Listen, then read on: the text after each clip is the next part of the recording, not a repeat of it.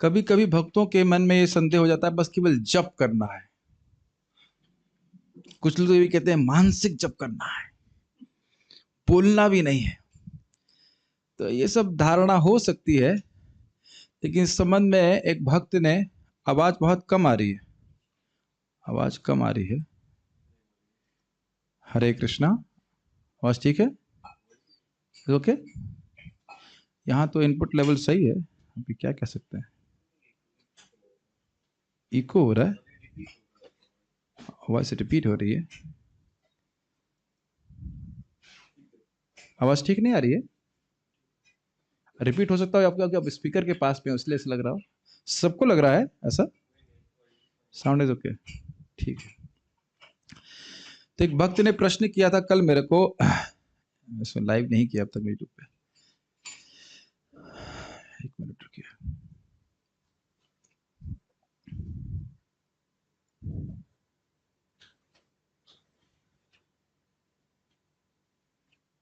Okay, तो हम लोग थोड़ा चैतन्य भाव के कुछ श्लोकों को देख लेते हैं, जिसमें संकीर्तन की महिमा श्रीमद् चैतन्य महाप्रभु बता रहे हैं कि क्यों संकीर्तन बहुत महत्वपूर्ण है। और उसके बाद फिर हम श्रीमद् भागवतम को श्रवण करेंगे, क्योंकि उसमें भी तो नाम की महिमा हम आज चर्चा ही करने वाले हैं कि नामोच्चारण करने वाला व्यक्ति का क्या प्रभाव होता है, उसे क्या लाभ प्राप्त होता है। चैतन्य भागवत का ये अंत खंड है, आदि खंड है, क्षमा कीजिएगा। और यस, और इसमें एक विचित्र प्रश्न था, मतलब कठिन प्रश्न था। तो उसको यहां से इस प्रकार से है कि श्रीमन, कहाँ गया, यस, श्रीमद् चैतन्य महाप्रभु बांग्लादेश गए थे कुछ समय के लिए, तो वहां पे बहुत सारे लोग उनसे पढ़ रहे थे। तो एक तपन नाम, मिश्र नाम के व्यक्ति उनके पास आए, और वह सारग्राही ब्राह्मण थे। मिश्र समझ गए आप, ब्राह्मण थे, वस्तुओं को सार ग्रहण करने वाले व्यक्ति, मतलब जीवन का सार क्या है वह जानना चाहते थे, और जीवन का उद्देश्य क्या है, साध्य क्या है, और उसको साधना क्या है जिसको उसको करके मैं प्राप्त हो जाऊं, उस संबंध में बड़े उनको बहुत संदेह था। और उनको कोई व्यक्ति मिल ही नहीं रहा था जिसको जो उसको ठीक ठीक समझा सके। कोई व्यक्ति कह रहा था मोक्ष है, कोई था धर्म है, कोई अर्थ, इस प्रकार से वर्णन कर रहा था। निज इष्ट मंत्र सदा जपे रात्रि दीने, स्वास्ति नाही कचिते साधनांगा विने। तो वह मन में ही कृष्ण मंत्र का दिन और रात जप करते थे, लेकिन क्योंकि वह भक्ति के एक मुख्य साधन, मुख्य अंग का अनुशीलन नहीं करते थे, इस कारण से उनके मन को शांति प्राप्त नहीं हुई। ध्यान दीजिएगा, भक्त ने प्रश्न किया कि भाई ये दिन रात्रि जो जप कर रहा है, उसके मन को भी शांति नहीं है, और भी मानसिक जप कर रहा है, जिसे कहा जाता है कि भाई बहुत शक्तिशाली है। कुछ लोग इस बात के बात को बोलते हैं, शास्त्रों में भी कहीं कहीं वर्णन है इस प्रकार से। तो इस पे श्रील भक्ति सिद्धांत ठाकुर जी ही बोल रहे थे, बोलते हैं टीका में कि सभी भक्ति के अंगों में सर्वश्रेष्ठ है भगवान के संकीर्तन करना, भक्तों के संग में आकर के नाम उच्चारण करना। और अद्भुत बात यह है कि अगर मैं कहूं क्लास समझ में आ रही, तो आप क्या कहेंगे? समझ में आ रही है कि नहीं? कोई कठिन तो नहीं है। लेकिन आज मैं एक भक्त का प्रवचन सुन रहा था, बहुत अच्छी बात वशिला वीरराघवाचार्य जी की कह रहे थे कि केवल अध्ययन ही नहीं करना है, हाँ समझ में आ गया, फिर उसका अनुष्ठान करना है। कुछ समझ में आ रहा है? आप अभी सुन रहे हो, सुनने का मतलब है कि दायित्व तो हमारा है कि हम उसको, उसका अनुष्ठान भी करें। मैं किसी व्यक्ति विशेष को नहीं बोल रहा हूं, ये जो आप सुन रहे हैं इससे समझ में आएगा, सुनना बहुत जरूरी था, समझ आएगा मेरे लिए महत्वपूर्ण क्या है। तो कह रहे हैं यहाँ पे, स्वयं आप पढ़ सकते हैं, यह है चैप्टर नंबर 14 चैतन्य भागवत आदि खंड भाग 2 श्लोक क्रमांक 118 को पढ़ रहा हूँ, उसकी टीका में लिखा हुआ है। जो इंग्लिश पढ़ता जानते हैं उनमें प्रस्तुत है, या फिर जो बांग्ला जानते हैं वो भी पढ़ सकते हैं, ठीक है। अनुष्ठान का मतलब करना, जैसे भी हम लोग ऐसा नहीं कह रहे कि हाँ कथा सुनना चाहिए तो सुनना चाहिए, तो कथा सुन रहे हैं, है ना, उसका अनुष्ठान करना केवल। तो कह रहे हैं कि यह है स्वयं श्रीमन चैतन्य महाप्रभु के द्वारा प्रदर्शित भी किया गया है, पूरी पूरी रात महाप्रभु कीर्तन किया करते थे कि नहीं? भक्तों को बोला क्या तुम लोग रात में सो के टाइम वेस्ट करते हो, चलो हरे कृष्ण करें। ये बात हमारे गुरु महाराज जब प्रवचन कर रहे थे तो भक्तों ने बोला हरि बोल। तो महाराज ने कहा अगर महाप्रभु ने तुमसे कहा होता तो तुम ये बात नहीं, तो हरि बोल नहीं बोलते कि उनको पूरी रात भी जगना पड़ेगा। लेकिन ये बात इस प्रकार से भक्तों को कह रहे हैं। तो आप देख रहे हैं कि महाप्रभु स्वयं नृत्य कर रहे हैं, कीर्तन कर रहे हैं, और एक नहीं, दो नहीं, तीन तीन, चार चार, पांच पांच, छह छह घंटे कीर्तन होता था। तो ये महाप्रभु ने अपने आदर्श से प्रस्तुत किया। जप भी करना है लेकिन कीर्तन को भी नेग्लेक्ट नहीं करना है। आप प्रैक्टिकल यहां देख लीजिए। तो उसके बाद वो कहते हैं कि बिना साधना के व्यक्ति मन की शांति को प्राप्त नहीं कर सकता, इसलिए भगवान का नाम उच्चारण, उच्च स्वर में उच्चारण बोलना, ये भगवान, ये आधार है कृष्ण को प्रसन्न करने का। बहुत ही सुंदर टीका लिखी है। और ये एकमात्र साधना है और इसी के द्वारा व्यक्ति साध्य अर्थात भगवत प्रेम की प्राप्ति करेगा। ये बड़ा विशेष हमें समझना होगा। कभी कभी हम लोग जप को महत्व देते हैं, अगर देते हैं तो इधर जो संकीर्तन है उसको ध्यान नहीं देते। तो एक चीज महत्वपूर्ण, इसका मतलब ये नहीं कि दूसरी चीज महत्वपूर्ण नहीं है। या कभी सोच लेते हैं कि माला तो हमारे पास नहीं है ड्रामा करने के लिए, माला से हमको मुक्ति मिल गई, अब हमको अगले नेक्स्ट 22 घंटों तक इसका दर्शन हमें बिल्कुल नहीं करना है। तो ये भी एक मिस्टेक है। देखिए हम अपने मन से कुछ नहीं बोल रहे, जिसको पढ़ना है वो पढ़ लीजिए, मन से बोलने से क्या मतलब है हमारा। तो इस प्रकार से जब वह दुखी था, परेशान था, तो वह ब्राह्मण, उसको एक बहुत शुभ स्वप्न आया। उसमें एक देवता आया और उसने इस ब्राह्मण तपन मिश्र को कहा बड़ी गुह्य बातें, और कहा कि हे ब्राह्मण, हे परम सुधीर ब्राह्मण, तुम अपने मन को स्थिर करो और चिंता मत करो। अभी महाप्रभु से मिला नहीं है, अभी परेशान है वो।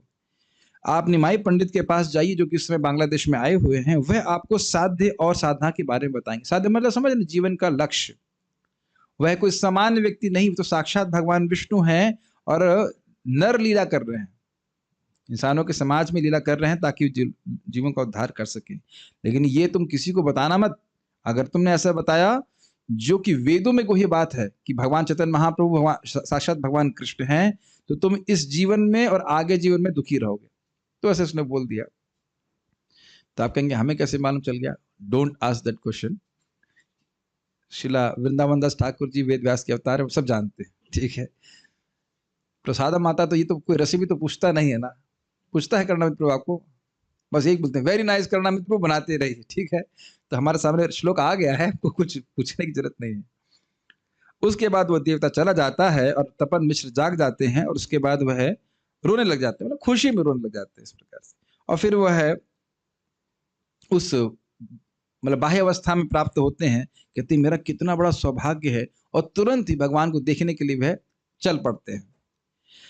इस समय श्रीमन चैतन्य महाप्रभु पद्मावती नदी के पास में बैठे हुए थे और अपने उनके शिष्य साथ में थे, और फिर उनके चरणों में तपन मिश्र गिर जाते हैं, और फिर सबके सामने खड़े होकर के महाप्रभु से हाथ जोड़ करके प्रार्थना करते हैं।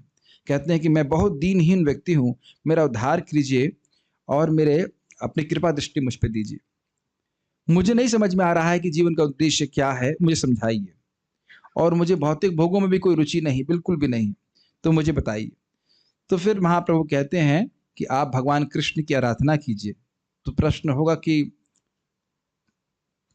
और फिर उसके बाद कहते हैं कि भगवान कृष्ण की आराधना बड़ी कठिन है, इसीलिए भगवान स्वयं आकर के युग धर्म की स्थापना करते हैं। और फिर वो कहते हैं कि चारि युग चारि धर्म रखी क्षिति थले, स्वधर्म स्थापिया प्रभु निज स्थान चले। भगवान चैतन्य महाप्रभु कह रहे हैं कि भगवान कृष्ण स्वयं चारों युगों में आते हैं, स्वधर्म की स्थापना करते हैं, और उसके बाद अपने धाम को चले जाते हैं।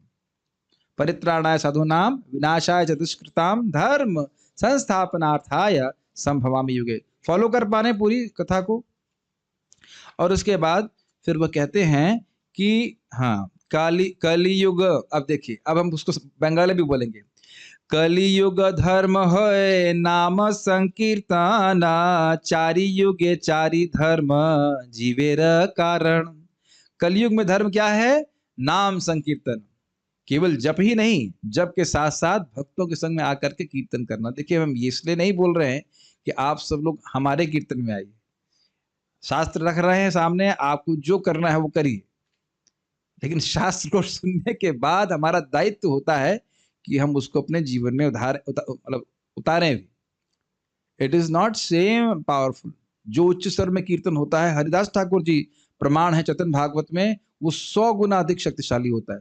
कभी हम कहेंगे हम 15 मिनट में अधिक जप कर लेंगे, हाँ ठीक है, जरा 1 मिनट बताइए, हरे कृष्ण कृष्ण कृष्ण हरे हरे, हरे राम राम राम हरे हरे, 4 सेकंड में एक महामंत्र, और इसको 100 गुना कर दीजिए। अब हरे कृष्णा कृष्णा कृष्णा हरे हरे, हरे राम राम राम हरे हरे।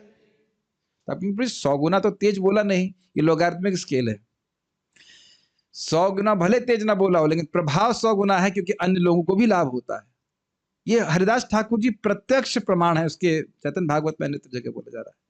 तो उस 4 सेकंड में आप 100 महामंत्र तो नहीं बोल पाएंगे। देखिए, और आपने देखा भी होगा कई बार कीर्तन में व्यक्ति को भाव भी बहुत आता जाता है जो जप में नहीं आता। देखा है आपने कभी? ये दिखा रहा है, प्रत्यक्ष दिखा रहा है कि कीर्तन अधिक शक्तिशाली है संकीर्तन। इसका अर्थ ये नहीं कि जप नहीं करना है। जो एक चीज महत्वपूर्ण है इसका मतलब ये नहीं कि दूसरी चीज महत्वपूर्ण नहीं है, दोनों चीजें करनी है। संख्या संकीर्तन नहीं, संख्या मतलब जप करना, नाम संकीर्तन ये याद रखना है कि नाम संकीर्तन ये म्यूजिकल एंटरटेनमेंट के लिए नहीं है, अपितु हम भगवान की आराधना कर रहे हैं। इसके ऊपर मैं सोच रहा था कि मैं कितना बुद्धू हूं। मैं बोल रहा हूं मतलब हम एक्चुअली कहना चाहते हैं हम, लेकिन हम बोल रहे हैं मैं, नम्रतावश थोड़ा सा प्रस्तुत करने के लिए कि हम कितने बुद्धू हैं कि ये बात भी समझ नहीं पा रहे, ये भी नहीं समझ पा रहे हैं कि संकीर्तन के द्वारा हम भगवान की आराधना कर रहे हैं, ये भी नहीं समझ पा रहे हैं। इतनी हमारी बुद्धिमत्ता है। तो इसलिए आप समझ लीजिए क्या करना चाहते हैं, समझ रहे हैं। और ये चारों युगों में जो स्वधर्म है वह जीव के निस्तार का कारण है, एकदम स्पष्ट। उसके बाद वह श्लोक करते हैं, कोट करते हैं, कृते यद ध्यायते विष्णु त्रेतायम यजतो मखै द्वापरे परिचर्यायाम कलौ तद हरि कीर्तनात्। सत्युग में जो भगवान पे ध्यान करने से, हजारों लाखों वर्षों तक ध्यान करने से लाभ मिलता, इस पर कभी विचार किए? खाली सुन तो लिए कई बार, विचार कीजिए। और त्रेता युग में बड़े बड़े यज्ञ करके मिलता, द्वापर युग में भगवान के अर्चन करने से प्राप्त होता, वही कलयुग में भगवान के हरि कीर्तन से प्राप्त हो जाता। अब बताइए हम कितना नुकसान उठा रहे हैं। अगर नहीं कर रहे तो कितना आसान है, यहां आकर बैठने में क्या दिक्कत है, कीर्तन करिए। तो कीर्तन होगा तो बोलना भी चाहिए। होता क्या दिक्कत है, जब कीर्तन, पहली बार तो कीर्तन में भक्त आते नहीं है, स्पेशली जब वो थोड़ी दीक्षा हो जाती है, एडवांस हो जाते हैं, तो कीर्तन में नहीं आते। और कीर्तन में आते भी हैं तो सोचते हैं अभी तो व्हाट्सएप चलाना है, कितना महत्वपूर्ण है, या कुछ पढ़ लेता हूँ। मुझे भी निकल गए, नटवर प्रभु बता रहे थे कि महाराज जी जब प्रवचन कर रहे थे भागवत, तो कुछ लोग टीका पढ़ना शुरू कर देते, तो महाराज डांटते थे, अभी पढ़ने का समय है, पहले पढ़ के आना चाहिए ना। अनमनस्क होने की हमारी आदत बन गई है। क्या प्रभु जी क्लास के पहले डांटना शुरू करो? अभी डांट नहीं रहे, हम सभी के दोष है जिसको हमें देखने चाहिए। ठीक है, आप थोड़ा सा पार्थ प्रभु एक कुर्सी इधर बैठेंगे तो अच्छा रहेगा, वो दरवाजा खुल नहीं पा रहा, फिर या तो इस तरफ बैठ जाइए जहां पे प्रेम कृष्ण प्रभु के पिताजी बैठे, श्रीनिवास प्रभु। ठीक है, अतएव कलियुग नाम, अतएव कलियुगे नाम यज्ञ सारा, और कोनो धर्म कैले नहीं है पार। इसलिए कलयुग में एकमात्र धर्म क्या है? नाम यज्ञ। और कोई धर्म करोगे तो पार नहीं लगेगा। समझ गए? एक बहुत सुंदर उक्ति है ना, राम नाम को अंक है, क्या श्लोक है? और सब साधन सुन, अंक गए कछु हाथ नहीं, अंक गए 10 गुण। जैसे 0 है, 0 0 है, अगर 1 लगा देंगे तो कितना हो गया? 10, और अगर 1 हटा देंगे तो 0, उसके बाद कितने भी 0 लगा दीजिए। तो कह रहे हैं कि नाम उच्चारण अगर व्यक्ति नहीं करता है तो बाकी कोई भी साधन कर रहा है कुछ फायदा नहीं है उसका, लेकिन नाम उच्चारण कर रहा है तो वही साधन बहुत अधिक फल देने वाले हो जाते हैं। जैसे 0 से 10 कितना बड़ा है? बहुत ज्यादा बढ़ गया। ठीक है, 10 गुना नहीं कह सकते आप, 10 गुना नहीं कह सकते, अगर 1 होता तो 10 गुना कहते। जानबूझ के मैथमेटिक्स का प्रश्न किया, 0 से 10 इन्फिनिटी बढ़ा है, क्योंकि 0 0 है। कितना अमेजिंग है ना, बड़ा अच्छा ये श्लोक है। अब ये सुनिए जो आज हमारे श्लोक से भी रिलेटेड है कि जो व्यक्ति भगवान का नाम उच्चारण करता है उसकी क्या महिमा है। रात्रि दिन नाम लय खाईते सुईते, तहार महिमा वेद नाही पारिदिते। क्या श्लोक है, इसको तो रोज गाना चाहिए, इसको तो रोज गाना चाहिए, इसको भी इंक्लूड कर लेना चाहिए। हमारे डिजाइनर्स को मैं कहना चाहूंगा इसको भी रोज गा लेना चाहिए, याद रहे। रात्रि दिन, दिन और रात्र जो नाम उच्चारण कर रहा है, खाते सोते, चाहे माला पे या कैसे भी, तहार महिमा वेद ना पारे कही पारे देते, उसकी महिमा वेद नहीं कह सकता।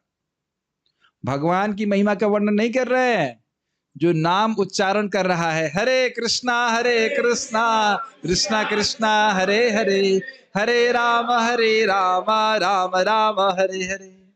नाम उच्चारण करने वाले के लिए, जो लोग प्रकृति के अधीन हैं उनके लिए वेद कहता है ये करो, तुम ब्राह्मण हो तुम ये करो, इत्यादि इत्यादि। लेकिन जो नाम उच्चारण, अब तक तुम्हें क्या कहना है, तुम तो नाम उच्चारण कर रहे हो, तुम्हें क्या कहना है। जैसे कोई व्यक्ति, एग्जाम्पल दे रहा हूं, मान लो जमीन पे चल रहा है तो उसे बोलेंगे बाएं रखो, स्पीड इतनी रखो। हवाई जहाज वाले को बोलेंगे, अब कहेंगे तुमको क्या कहना है, तुम तो हवाई जहाज में बैठे हो, उड़ो भाई जोर से। ठीक है। सुना मिश्र कली युगे नहीं तप यज्ञ, कोई तपस्या करने की जरूरत नहीं है, कोई और यज्ञ करने की जरूरत नहीं है। पुंडरी को समझाइएगा, यज्ञ करता है वहां पे ठीक है, लेकिन हरे कृष्ण मंत्र यज्ञ ठीक से नहीं करता है। लेकिन देखिए, देखने में बड़ी लगती है तो मुझे लगता है वो छोटा भाई है, लेकिन वो बड़ा भाई है, शायद सुनेगा नहीं। जेई जन भजे कृष्णा तार महाभाग्य, कह रहे हैं सुनो मिश्रा, केवल मिश्रा को सुना रहे हैं, पांडे को भी सुना रहे हैं, दुबे को भी सुना रहे हैं, द्विवेदी को भी सुना रहे हैं, सबको सुना रहे हैं। सुनो मिश्र कली युगे नहीं तप यज्ञ, कोई कलयुग में तपस्या यज्ञ करने की जरूरत नहीं। कभी मत सोचे कि हमें वन में जाके पत्ते खाने पड़ेंगे, कोई जरूरत नहीं है। मंदिर में आके प्रसाद पाइए, घर में प्रसाद पाइए, कोई तपस्या करने की जरूरत नहीं है। जेई जन भजे कृष्ण, जो कृष्ण का भजन करता है, तार महाभाग्य, बहुत भाग्यवान होता है। लेकिन दिक्कत यह है कि जो दुर्भाग्य हैं वो इतना भी समझ नहीं पाएंगे कि अरे ये संकीर्तन के द्वारा भगवान प्रसन्न होते हैं। ये याद रखिए कि संकीर्तन के द्वारा भगवान की आराधना हो रही है, कि कोई म्यूजिकल परफॉर्मेंस नहीं है। समझ रहे हैं इस बात को। इसलिए घर छोड़ो नहीं, सुनने में अच्छा लगेगा जो मैं बोल रहा हूं। अतएव गृह तुम्हें कृष्ण भज गिया, कुटिनिटी परिहारी एकांत हैया। इसलिए घर जाओ, आप लोग ही रहना घर जाओ और भगवान कृष्ण का आराधन करो बड़े गंभीरता से। और डुप्लिसिटी, मतलब क्या कह सकते हैं डुप्लिसिटी को, दिखावा छोड़कर। साध्य साधन तत्व ये किछु सकल, हरि नाम संकीर्तन मिली बे सकल। साधन और साध्य का जो भी तत्व है, हरि नाम के संकीर्तन से तुमको सब कुछ प्राप्त हो जाएगा। तो आप कहेंगे प्रभु जी फिर प्रवचन की क्या जरूरत है। प्रवचन की जरूरत इसलिए है क्योंकि समझ में नहीं आता है, और प्रवचन भी कीर्तन है, लेकिन नाम संकीर्तन सर्वश्रेष्ठ है। फिर कौन सा कीर्तन करना है और क्यों करना है, तो उसको बोल रहे हैं महाप्रभु, हरेर नाम हरेर नामेव के कलौ नास्तेव नास्तेव नास्तेव गतिर अन्यथा। सब जानते हैं भगवान के नाम के अलावा, भगवान हरि के नाम के अलावा, भगवान हरि के नाम के अलावा और कोई गति नहीं है, कोई गति नहीं, कोई गति नहीं है। गति का मतलब है शरण, कोई और शरण नहीं है। और फिर कौन सा मंत्र करना है, श्लोक क्रमांक 145, हरे कृष्णा कृष्णा कृष्णा हरे हरे, हरे राम राम राम हरे हरे। क्योंकि बहुत सारे वैष्णव मंत्र हैं, तो क्या करना है, भगवान स्वयं कह रहे हैं, ए श्लोक का नाम बोली लय महामंत्र, 16 नाम 32 अक्षर ए तंत्र। बड़ा स्पष्ट है। कल हमने 33 अक्षर का मंत्र सुना था, आज कह रहे 32 अक्षर का ये जो श्लोक है यही महामंत्र है। कहीं किसी को संदेह हो कि महामंत्र क्या है, हरे कृष्ण से शुरू होने वाला 32 अक्षर का ये जो महामंत्र है, इसको करना है। साधिते जबे प्रेमांकुर हबे, साध्य साधन तत्व जानिबे से तबे। इसको जब करते करते, कीर्तन करते करते तुम्हारा हृदय जब पूरी तरह शुद्ध हो जाएगा, तो साधन और साध्य का तत्व तुमको समझ में आ जाएगा। प्रभु रश्री मुख्य, ठीक है। उसके बाद आगे कुछ और कथा चल रही, तो अब समझ में आ गया कि केवल मन में ही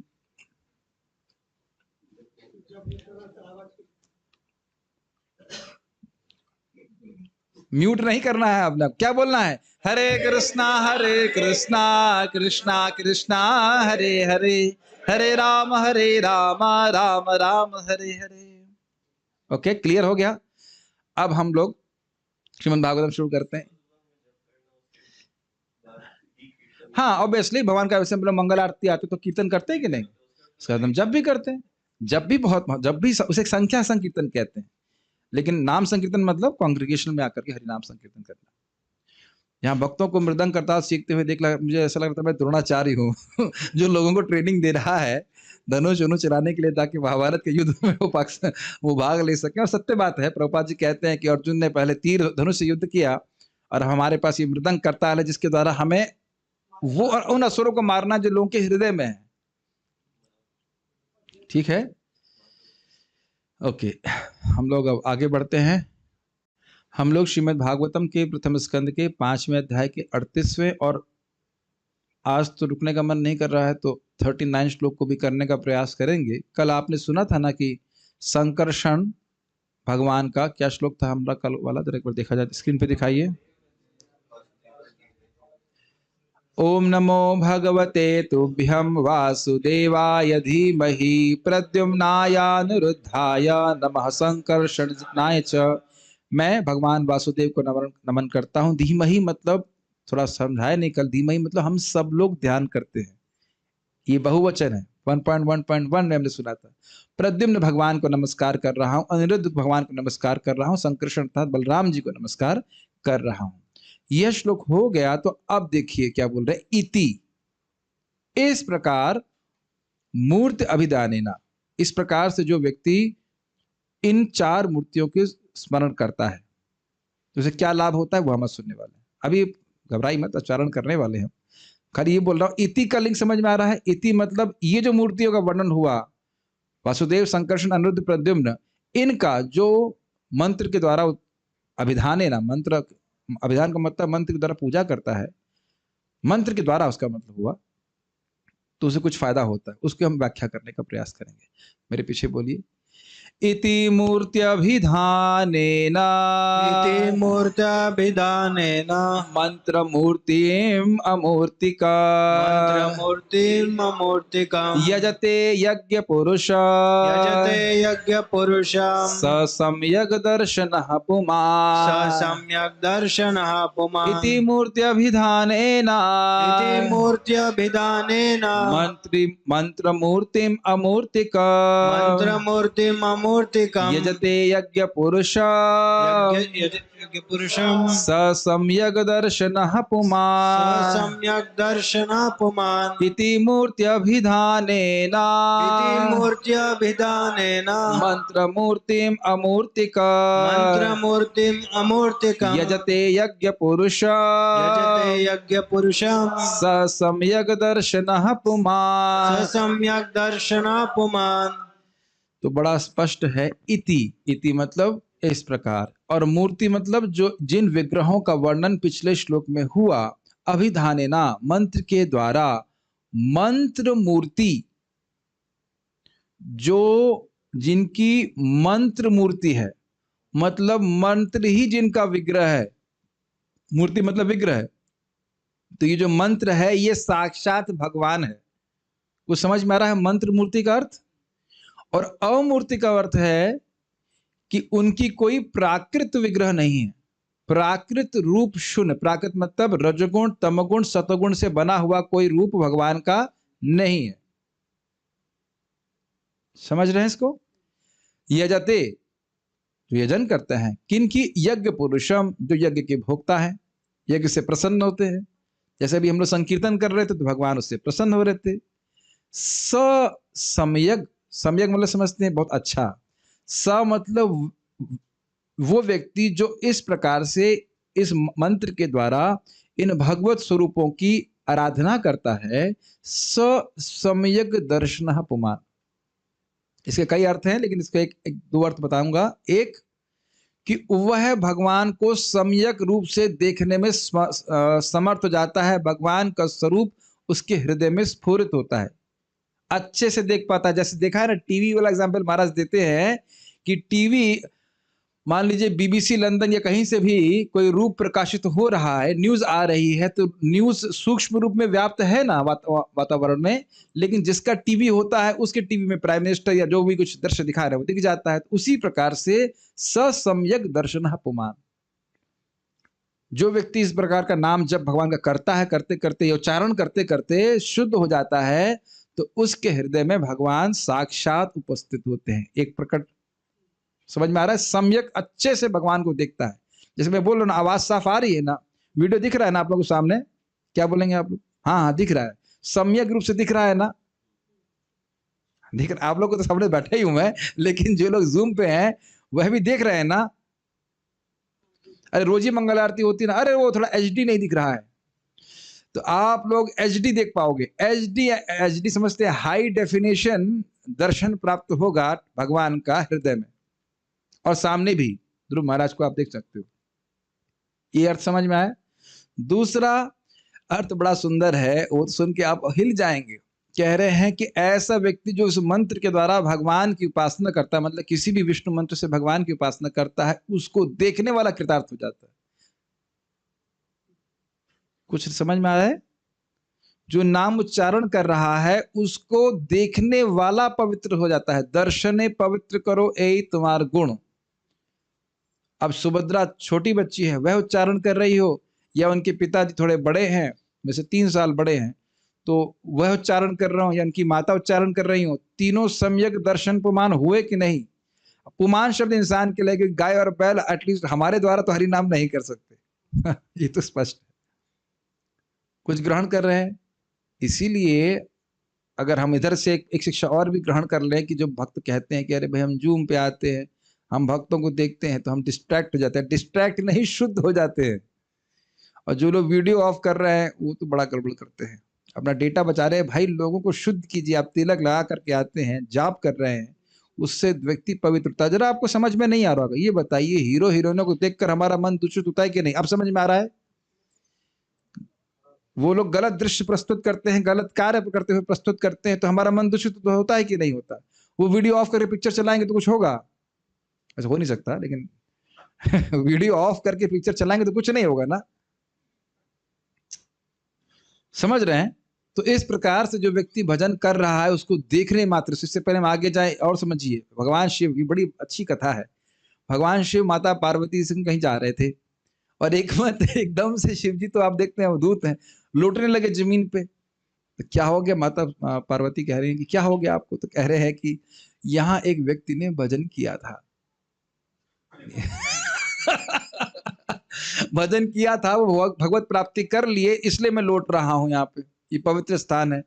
फिर आगे गए तो फिर लौटने लगे क्या हो गया? कहते यहाँ करेगा करेगा, इसलिए मैं लौट रहा हूं। और ये प्रमाण है भगवत गीता में एक अध्याय के, उसमें महिमा में आता है कि कोई व्यक्ति देवता विमान से उड़ रहा था और धम्म से उसका विमान गिर गया। अब याद नहीं आ रहा किस में, तो बाद में मालूम चलता उसको कि वहां पे उस ब्राह्मण की हड्डियां थी जो गीता के श्लोक को रोज बोलता था। वो मर चुका है, उसकी हड्डियां वहां विद्यमान थी। तो आप देख सकते हैं कि भजन करने वाले का कितना बल होता है। आप बाकी क्या नाम है उनका, दधीचि ऋषि के बारे में तो जानते ही हैं।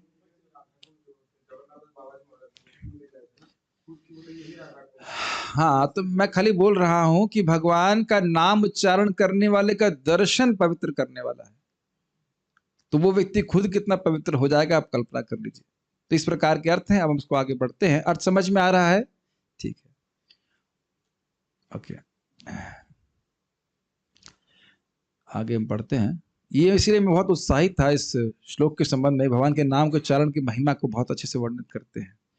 पहले अनुवाद देखते हैं। इस प्रकार वास्तविक दृष्टा वही है जो दिव्य मंत्र मूर्ति श्री भगवान विष्णु की पूजा करता है, जिनका कोई भौतिक रूप नहीं होता।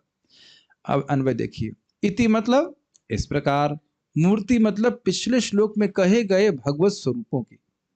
कौन कौन थे, क्या नाम थे जरा बताइए? वासुदेव, प्रद्युम्न, अनिरुद्ध और संकर्षण। अभिधाने ना मतलब मंत्रों के द्वारा, यह मतलब जो, और यज्ञ पुरुषम मतलब उन विष्णु भगवान की अमूर्तिकम, जिन भगवत स्वरूपों का कोई प्राकृत रूप नहीं है। ये हिंदी समझ में आ रही है? हमारा शरीर प्राकृत है कि नहीं? अभी गुणों से बना हुआ है, लेकिन भगवान का स्वरूप इस प्रकार का नहीं है, इसलिए कह रहे अमूर्ति की। तो यानी कहीं पे भी अगर शास्त्र में वर्णन हो कि भगवान का आकार नहीं है, उसका अर्थ क्या है? उनका कोई प्राकृत रूप नहीं, भौतिक रूप नहीं। ठीक है? मंत्र मूर्ति एक तरफ कह रहे हैं अमूर्तिकम, मतलब उनका कोई स्वरूप नहीं है, भौतिक स्वरूप नहीं है, लेकिन मंत्र मूर्ति। इससे और भी ग्रहण करना होगा कि जो मंत्र क्या है वो पूरी तरह से आध्यात्मिक है। कुछ ग्रहण कर रहे हैं, अमूर्ति का मतलब था कि कोई प्राकृतिक रूप नहीं है, और फिर कह रहे हैं मंत्र मूर्ति। तो मंत्र मूर्ति का अर्थ क्या हुआ कि उनका जो स्वरूप है वो मंत्र रूप है। तो मंत्र फिर भौतिक कैसे हो गया? मंत्र तो आध्यात्मिक हुआ ना, समझ रहे हैं स्पष्ट? तो मंत्र मूर्तिम यानी और जिनका दिव्य उच्चारण का स्वरूप है, अर्थात मंत्र स्वरूप है, वो भगवान मंत्र से, अपने मंत्र से अभिन्न है। ये आप चैतन्य चरितामृत में भी सुनेंगे। ये जो हम गायत्री करते हैं वह काम गायत्री इत्यादि, वह साक्षात भगवान कृष्ण है, साक्षात। श्रीमद् भागवत तो भगवान कृष्ण है ही, इसमें कोई कठिनाई ही नहीं है। इस प्रकार से जो शब्द भगवान के संबंध में है, ये मंत्र है, ये साक्षात भगवान। हमको अनुभव नहीं हो रहा है, ये हमारी प्रॉब्लम है। महाराज एग्जाम्पल कई बार देते हैं कि भाई अगर आपका टीवी खराब है, याद है बचपन में टीवी खराब होता था, केबल टीवी खराब होता था, हम लोग केबल का कनेक्शन चेक करते थे भाई क्या हो रहा है, और झिलमिल झिलमिल हो रहा होता। तो महाराज बोलते हैं निराकारवादियों का सबका टीवी खराब है, इसीलिए उनके स्क्रीन में कुछ आता नहीं, झिलमिल झिलमिल होता है, तो कहते हैं भगवान निराकार है। ठीक है, तो स मतलब वह ही का मतलब वो व्यक्ति जो भजन कर रहा है, जैसे मतलब जो मंत्र के द्वारा भगवान की पूजा कर रहा है। तो पुमान अर्थात वह व्यक्ति सम्यक पूर्ण रूप से दर्शन देखने में समर्थ होता है। क्या दर्शन करने में समर्थ होता है? भगवान का दर्शन करने में समर्थ होता है। पूरा एक बार फिर से अनुवाद पढ़े इसके हिसाब से।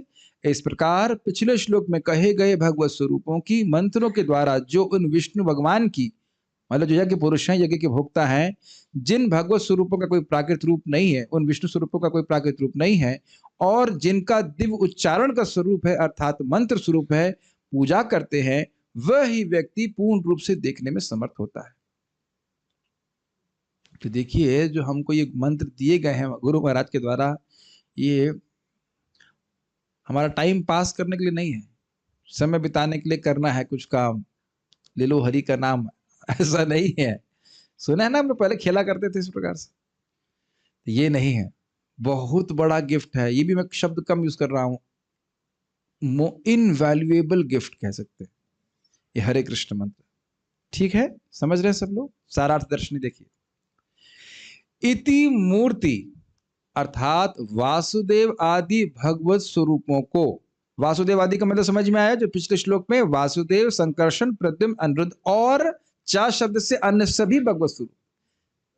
इसलिए एक और आप बात सीखते हैं कि भले ही उस श्लोक में, बेटा क्लास में जब नहीं करते, ठीक है, को मस्ती कर रही है, न्यू फीडबैक है, ठीक है, हाँ ठीक है, ओके ओके। नहीं बच्चों के लिए बहुत नियम नहीं है, बच्चे आ रहे हैं तो भी ठीक है, इसको मिठाई भी खाएगी सुनते हुए, कोई दिक्कत नहीं है। छोटे बच्चों के लिए सारे नियम चलेगा। तो कभी कभी लोगों के मन में संदेह होता है कि हम हरे कृष्णा करते हैं तो केवल कृष्ण और राम की ही पूजा कर रहे हैं, लेकिन देखिए हमने क्या सुना था, उस मंत्र से 4 लगा दिए तो सारे भगवत स्वरूपों का पूजा हो गई। तो हरे कृष्ण मंत्र करने से सभी भगवत स्वरूपों की पूजा हो जाती है, और भगवान कृष्ण की तो है ही। को अभिधानेना अर्थात 4 नामों के द्वारा यजेत अर्थात पंचरात्र में वर्णित विधि के द्वारा वासुदेवाय नमः, प्रद्युम्नाय नमः इत्यादि उच्चारण करते हुए 16 प्रकार के उपचारों के द्वारा पूजन किया जाता है। तो पंचरात्र में विग्रह की सेवा का वर्णन है, और उसमें षोडश, मैंने षोडश लिखना चाहिए था लेकिन थोड़ा लिखने में आलस आ रहा था, इसलिए मैं लिख दिया 16 प्रकार के उपचार। उपचार मतलब जैसे आप लोगों ने नरसिंह देव का अभिषेक देखा, तो उसमें देख रहे हैं ना कि क्या देते हैं, फलों का जूस दे रहे हैं, जल दे रहे हैं, घी दे रहे हैं, हनी दे रहे हैं, ऐसे करके भगवान के अंगों में भगवान की सेवा के लिए अन्य अन्य वस्तुओं को देते हैं। तो 16 प्रकार की वस्तु होती हैं। इनका वर्णन मेरे में सामर्थ्य नहीं है क्योंकि मैं डेटी वर्शिप का इंचार्ज नहीं हूँ, लेकिन इतना पता है कि 16 प्रकार के उपचार होते हैं, और शायद 7 वाले भी होते हैं, 7, 11, 16 होते हैं, लेकिन शायद लगा रहा हूँ कि उसका मैं 5 या 16 जो भी है इस प्रकार से होता है, और साथ साथ नामोच्चारण भी करते हैं। मंत्र मूर्ति अर्थात मंत्र के द्वारा जिस मूर्ति का ध्यान किया जाता है वह मंत्र के जप के द्वारा ही आविर्भूत होती है।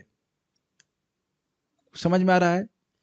एक अर्थ है मंत्र मूर्ति का कि जब मंत्र के द्वारा उच्चारण करते हैं तो भगवान का विग्रह भक्त के हृदय में स्फुरित होता है।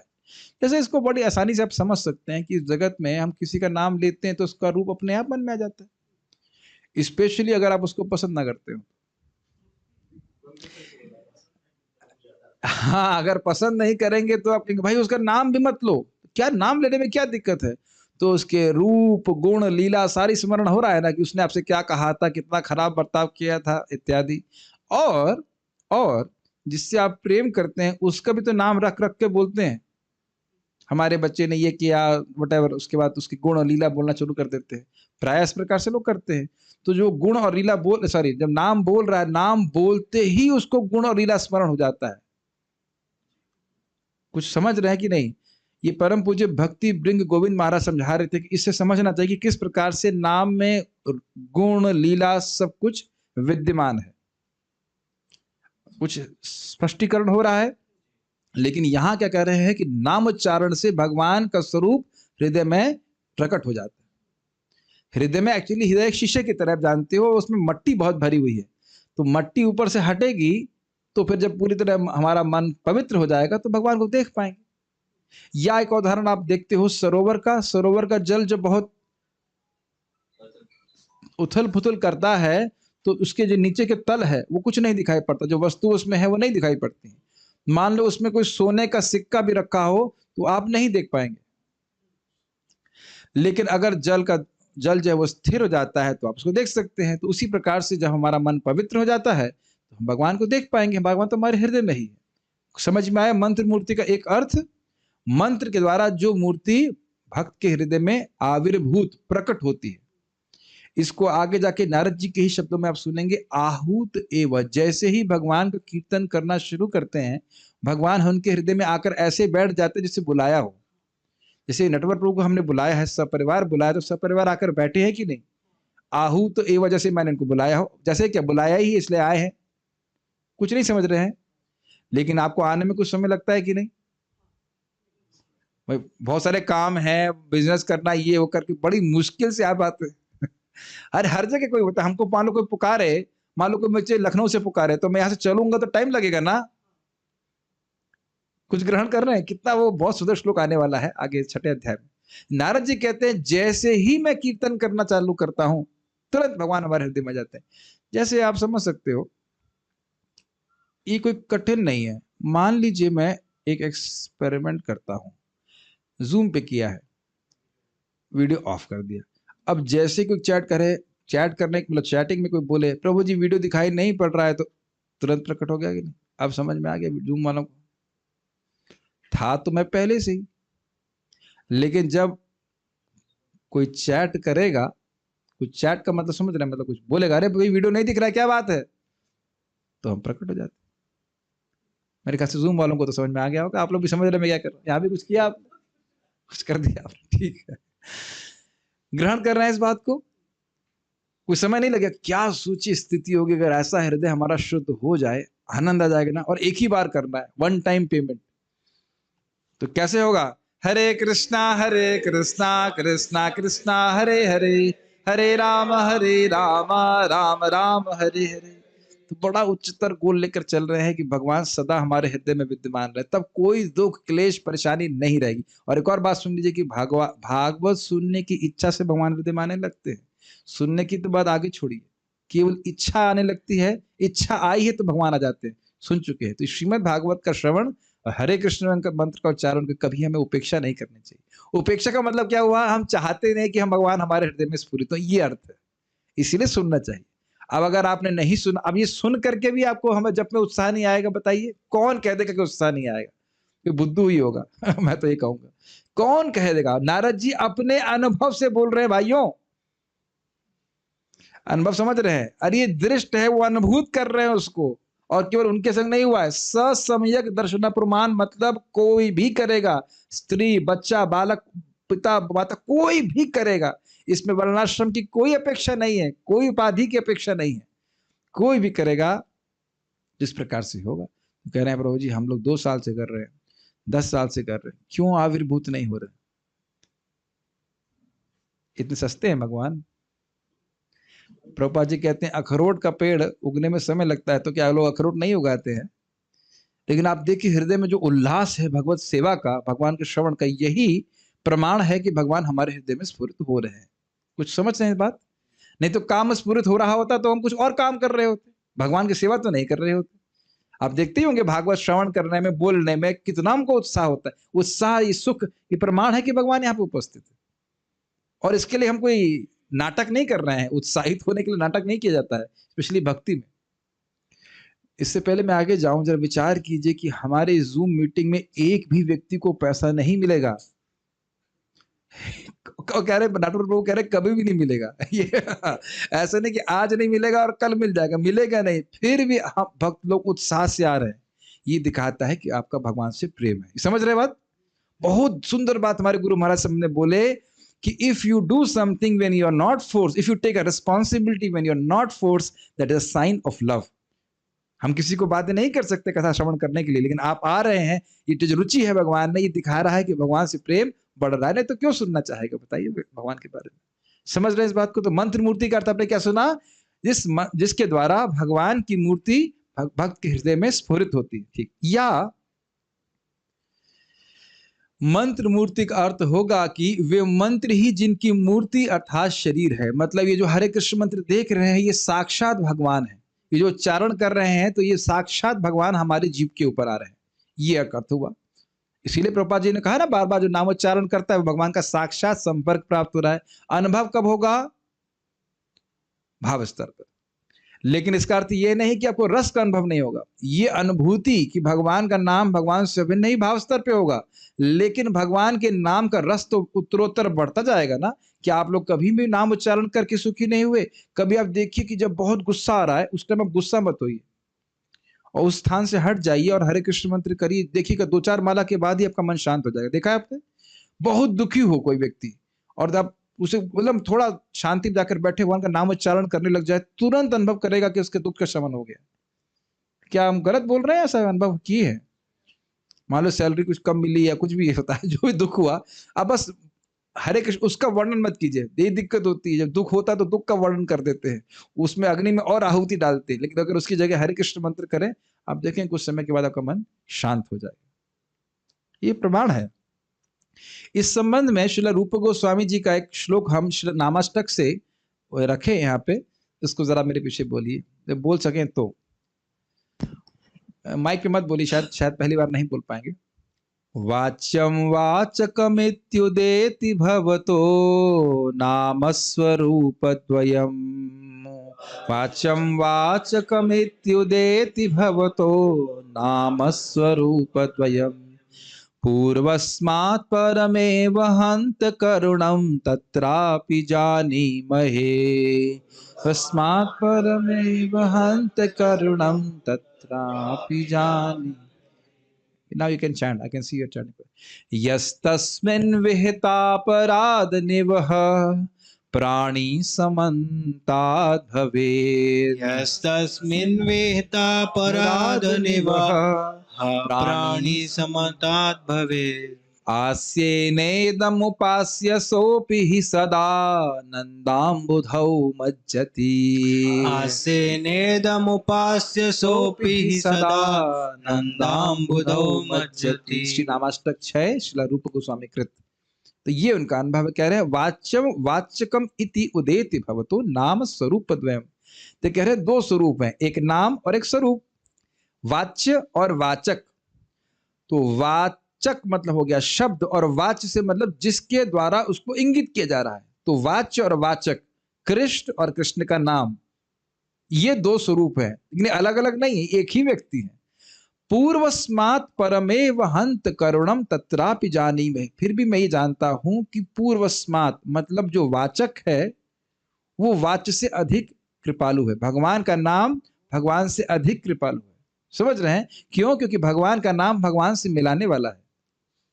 और उसको आगे वो बता रहे हैं, यस्तस्मिन् विहितापराध निवह प्राणी समन्तात् भवेद आस्यनेदमुपास्य सोऽपि सदा सदा नंदाम्बुधौ मज्जति। नंद आनंद अम्बुधौ मज्जति।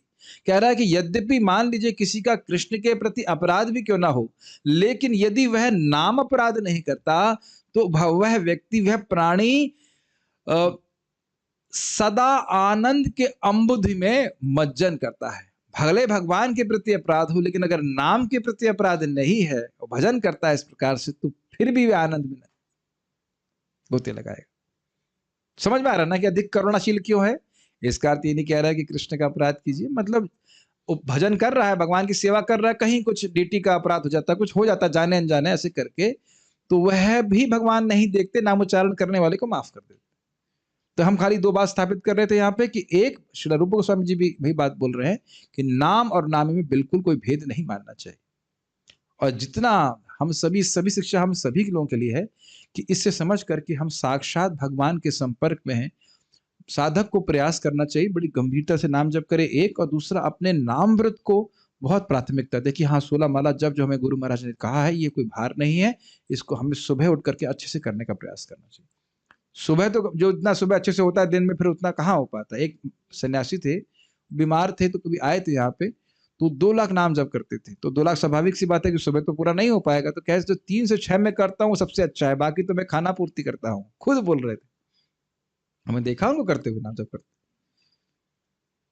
तो मतलब ये आप सभी को इसमें कोई दृष्ट विषय है, जो सुबह उठ के नाम जप करता है उसको बहुत अच्छा लगता है कि नहीं, और मन करता है करने का। और देखिए जहाँ 7 साढ़े 7 बजा, ये करना है वो करना है ये सारी लिस्ट चालू हो जाती है कि नहीं।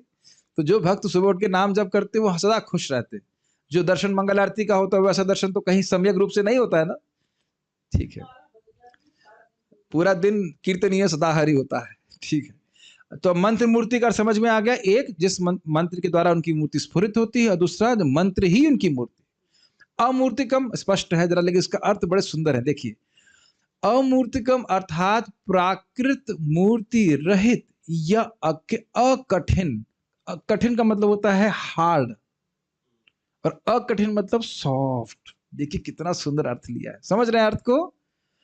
अमूर्तिकम मतलब प्राकृत मूर्ति रहित। भगवान का ये जो रूप है यह कोई प्रकृति के द्वारा उत्पन्न नहीं है, अपितु त्रिगुणातीत रूप है, एक। और अकठिन मतलब कृपा के द्वारा आर्द्र। कितना सुंदर अर्थ है।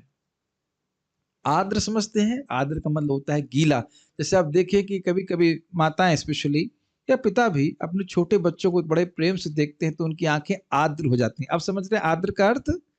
हमारा हाँ, नम नम नम हो जाना, हाँ हाँ, चक्षु जो है, आंखें नम।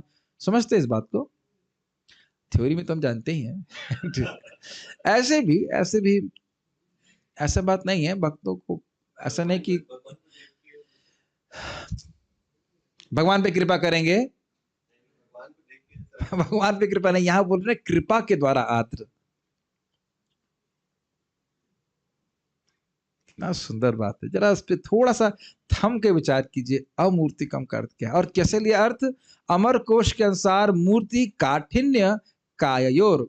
मूर्ति का अर्थ है काठिन्य या काया, तो अमूर्ति का मतलब क्या हो गया? अकाया। एक अर्थ लीजिए, समझ रहे हैं कि आचार्य लोग अर्थ कैसे लेते हैं? स्टैंडर्ड अर्थ है मूर्ति का कठिनता या काया। तो अकाया का मतलब क्या हुआ? जिनकी प्राकृत काया नहीं है, और अकठिन हो गया। मूर्ति का मतलब कठिन, तो अ लगा दीजिए, तो अकठिन मतलब कृपा से आर्द्र। देखिए ध्यान दीजिएगा कि हम लोग भजन करते हैं, भक्ति बढ़ती है तो हृदय हमारा सॉफ्ट होता है। भगवान का हृदय पहले से ही सॉफ्ट है। कितना? वो असीमित रूप से सॉफ्ट है। बड़े कुछ छोटी से छोटी सेवा कोई भक्त को देखते कि ये सेवा का बहाने करके मैं उसको अपने पास वापस लेके आ जाऊं, छोटी सी छोटी सेवा को भी भगवान बहुत मानते हैं। Does it make sense? ये अर्थ आप लोग को अच्छा लगा? आर्द्र समझ रहे हैं? सहज रूप से, ऐसा नहीं जैसे सूर्य से सहज रूप से प्रकाश निकलता ही है, ऐसे ही भगवान सहज रूप से कृपालु है, स्वरूपगत रूप से वो कृपालु है। ऐसा नहीं कि जीव कुछ करेगा तो कृपा करेंगे। अरे भगवान को जो लोग हल्ला कर रहे हैं कि भगवान नहीं है, उनको भी तो भगवान रोटी खिला रहे हैं, जल दे रहे हैं, पानी दे रहे हैं। सोचिए जो भजन कर रहा है, जो उनको प्रणाम कर रहा है, कि सेवा कर रहा है, उससे भगवान कितना कृपा करें, कितना प्रेम करेंगे। जैसे आप देखो, आगे देखने वाले हैं कि जब करदम मुनि ऋषि जब तपस्या कर रहे थे, तो भगवान जब उनको दर्शन देते हैं तो भगवान की आंखों से आंसू गिर रहा होता है कि तपस्या को देख करके पूरा सरोवर बन जाता है, इतना भगवान उसको रोते हैं। या फिर जैसे प्रहलाद महाराज को बोलते हैं कि बेटा मुझे आने बहुत देर होगी, मुझे क्षमा कर दीजिए। क्या तो भगवान की पूजा कर रहे हैं कि नहीं? और इसके विपरीत जरा देख लीजिए कि जब रावण को मारने की मीटिंग चल रही तो उसमें शिव जी भी बैठे हुए थे अपने ही सेवक को मारने के लिए प्लानिंग कर रहे। कितना अद्भुत है ना। तो कृपा से आदर। और जो व्यक्ति भगवान का भजन करता है, शिव जी सारे देवता उसके प्रति अनुकूल रहते हैं। ठीक है। यज्ञ पुरुष अर्थात यजनीय पुरुष, जिनकी पूजा यज्ञों के द्वारा, उनकी पूजा पूजनीय है भगवान श्री कृष्ण, यज्ञ पुरुष। अब सम्यक दर्शन को देखिए।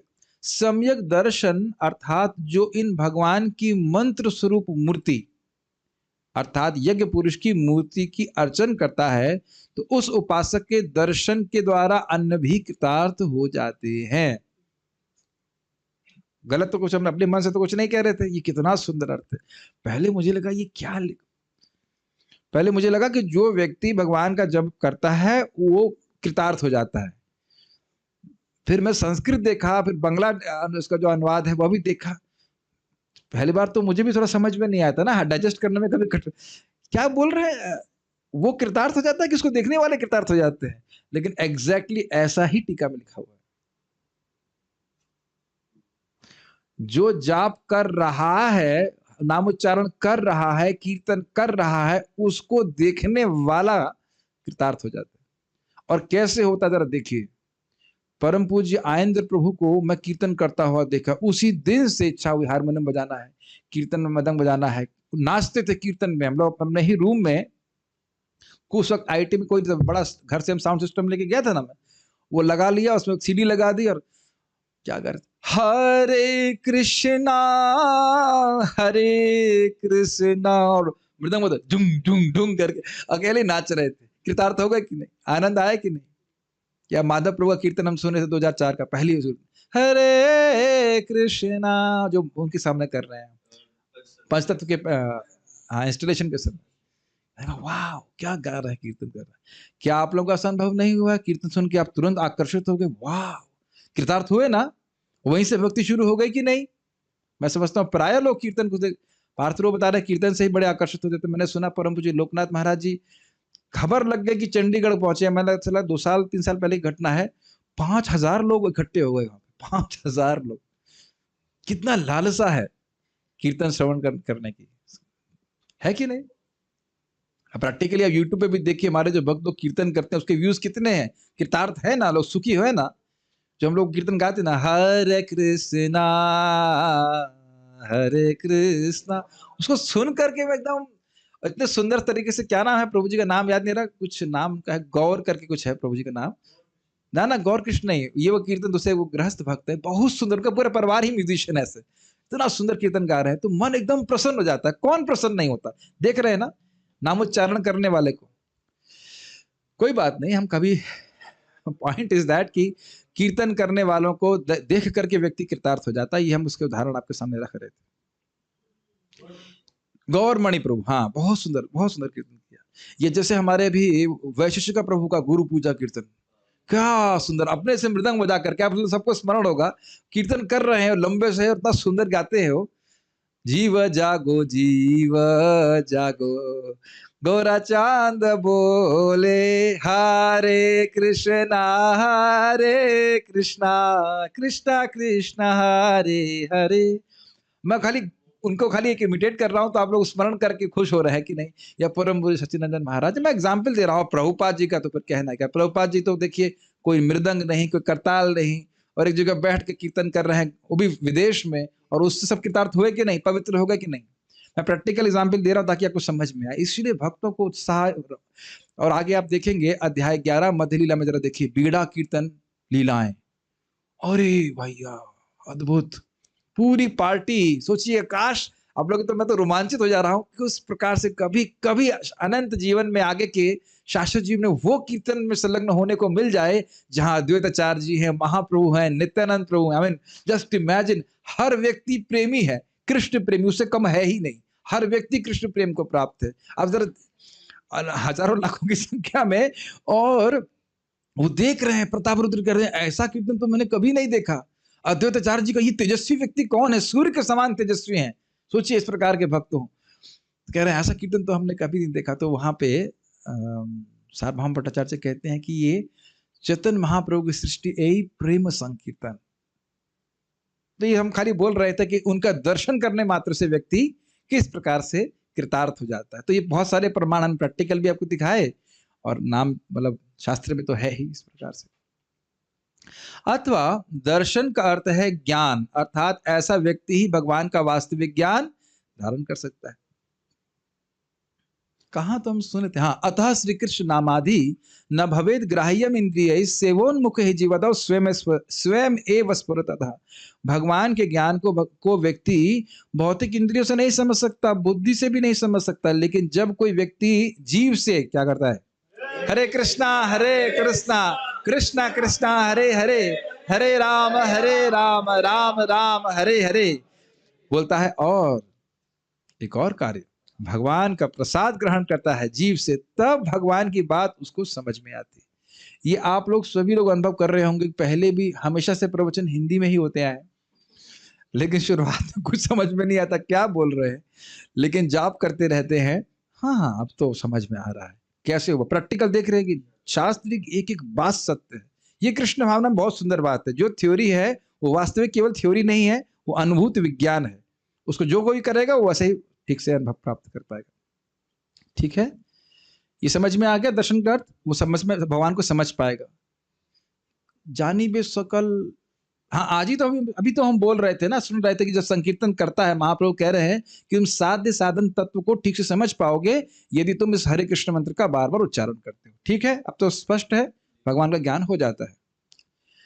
ये भी इंटरेस्टिंग बात है कि जब हम भगवान को प्रसन्न करने के लिए कुछ करते हैं तो भगवान भी तो हमारे कल्याण के लिए कुछ करेंगे विशेष रूप से। कुछ समझ रहे हैं? जैसे फॉर एग्जाम्पल हमारे कर्णामृत प्रभु प्रसाद हम बहुत अच्छा बनाते हैं, तो नटवर प्रभु बोले अरे इतना अच्छा मेहनत कर रहे हैं, इनको धोती कुर्ता तो इसको चार्ज नहीं कर रहा होगा, धोती कुर्ता देंगे। क्यों? आया ना सहज रूप से। अगर वही जली हुई दाल देते तब भी कहते आप नहीं है ना। कोई व्यक्ति आपके लिए कुछ आपको प्रसन्न करने वाला कार्य करे तो क्या सहज रूप से कुछ होता है ना कि हमें कुछ दें कुछ करें?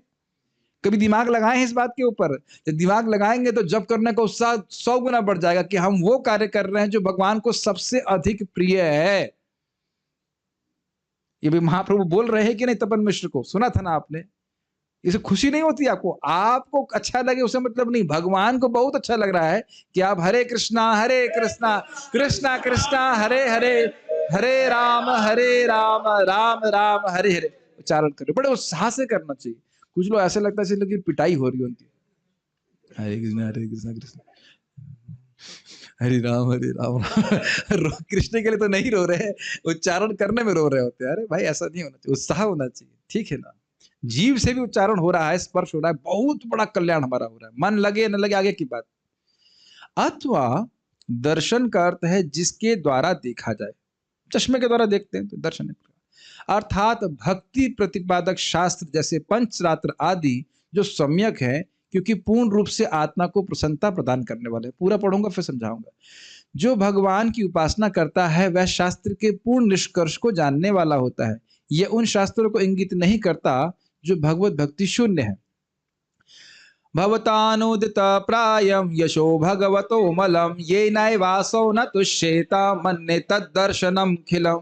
आपने प्राय भगवान के यश को कहा ही नहीं है। नारद जी ने उसे इसी अध्याय में व्यासदेव जी को बोला, जिससे ये ना वासव असव, ये भगवान जिससे उस दर्शन से तुष्ट नहीं होते तो उसको मैं खिलम, उसको मैं कम मानता हूं, पूर्ण नहीं मानता हूं।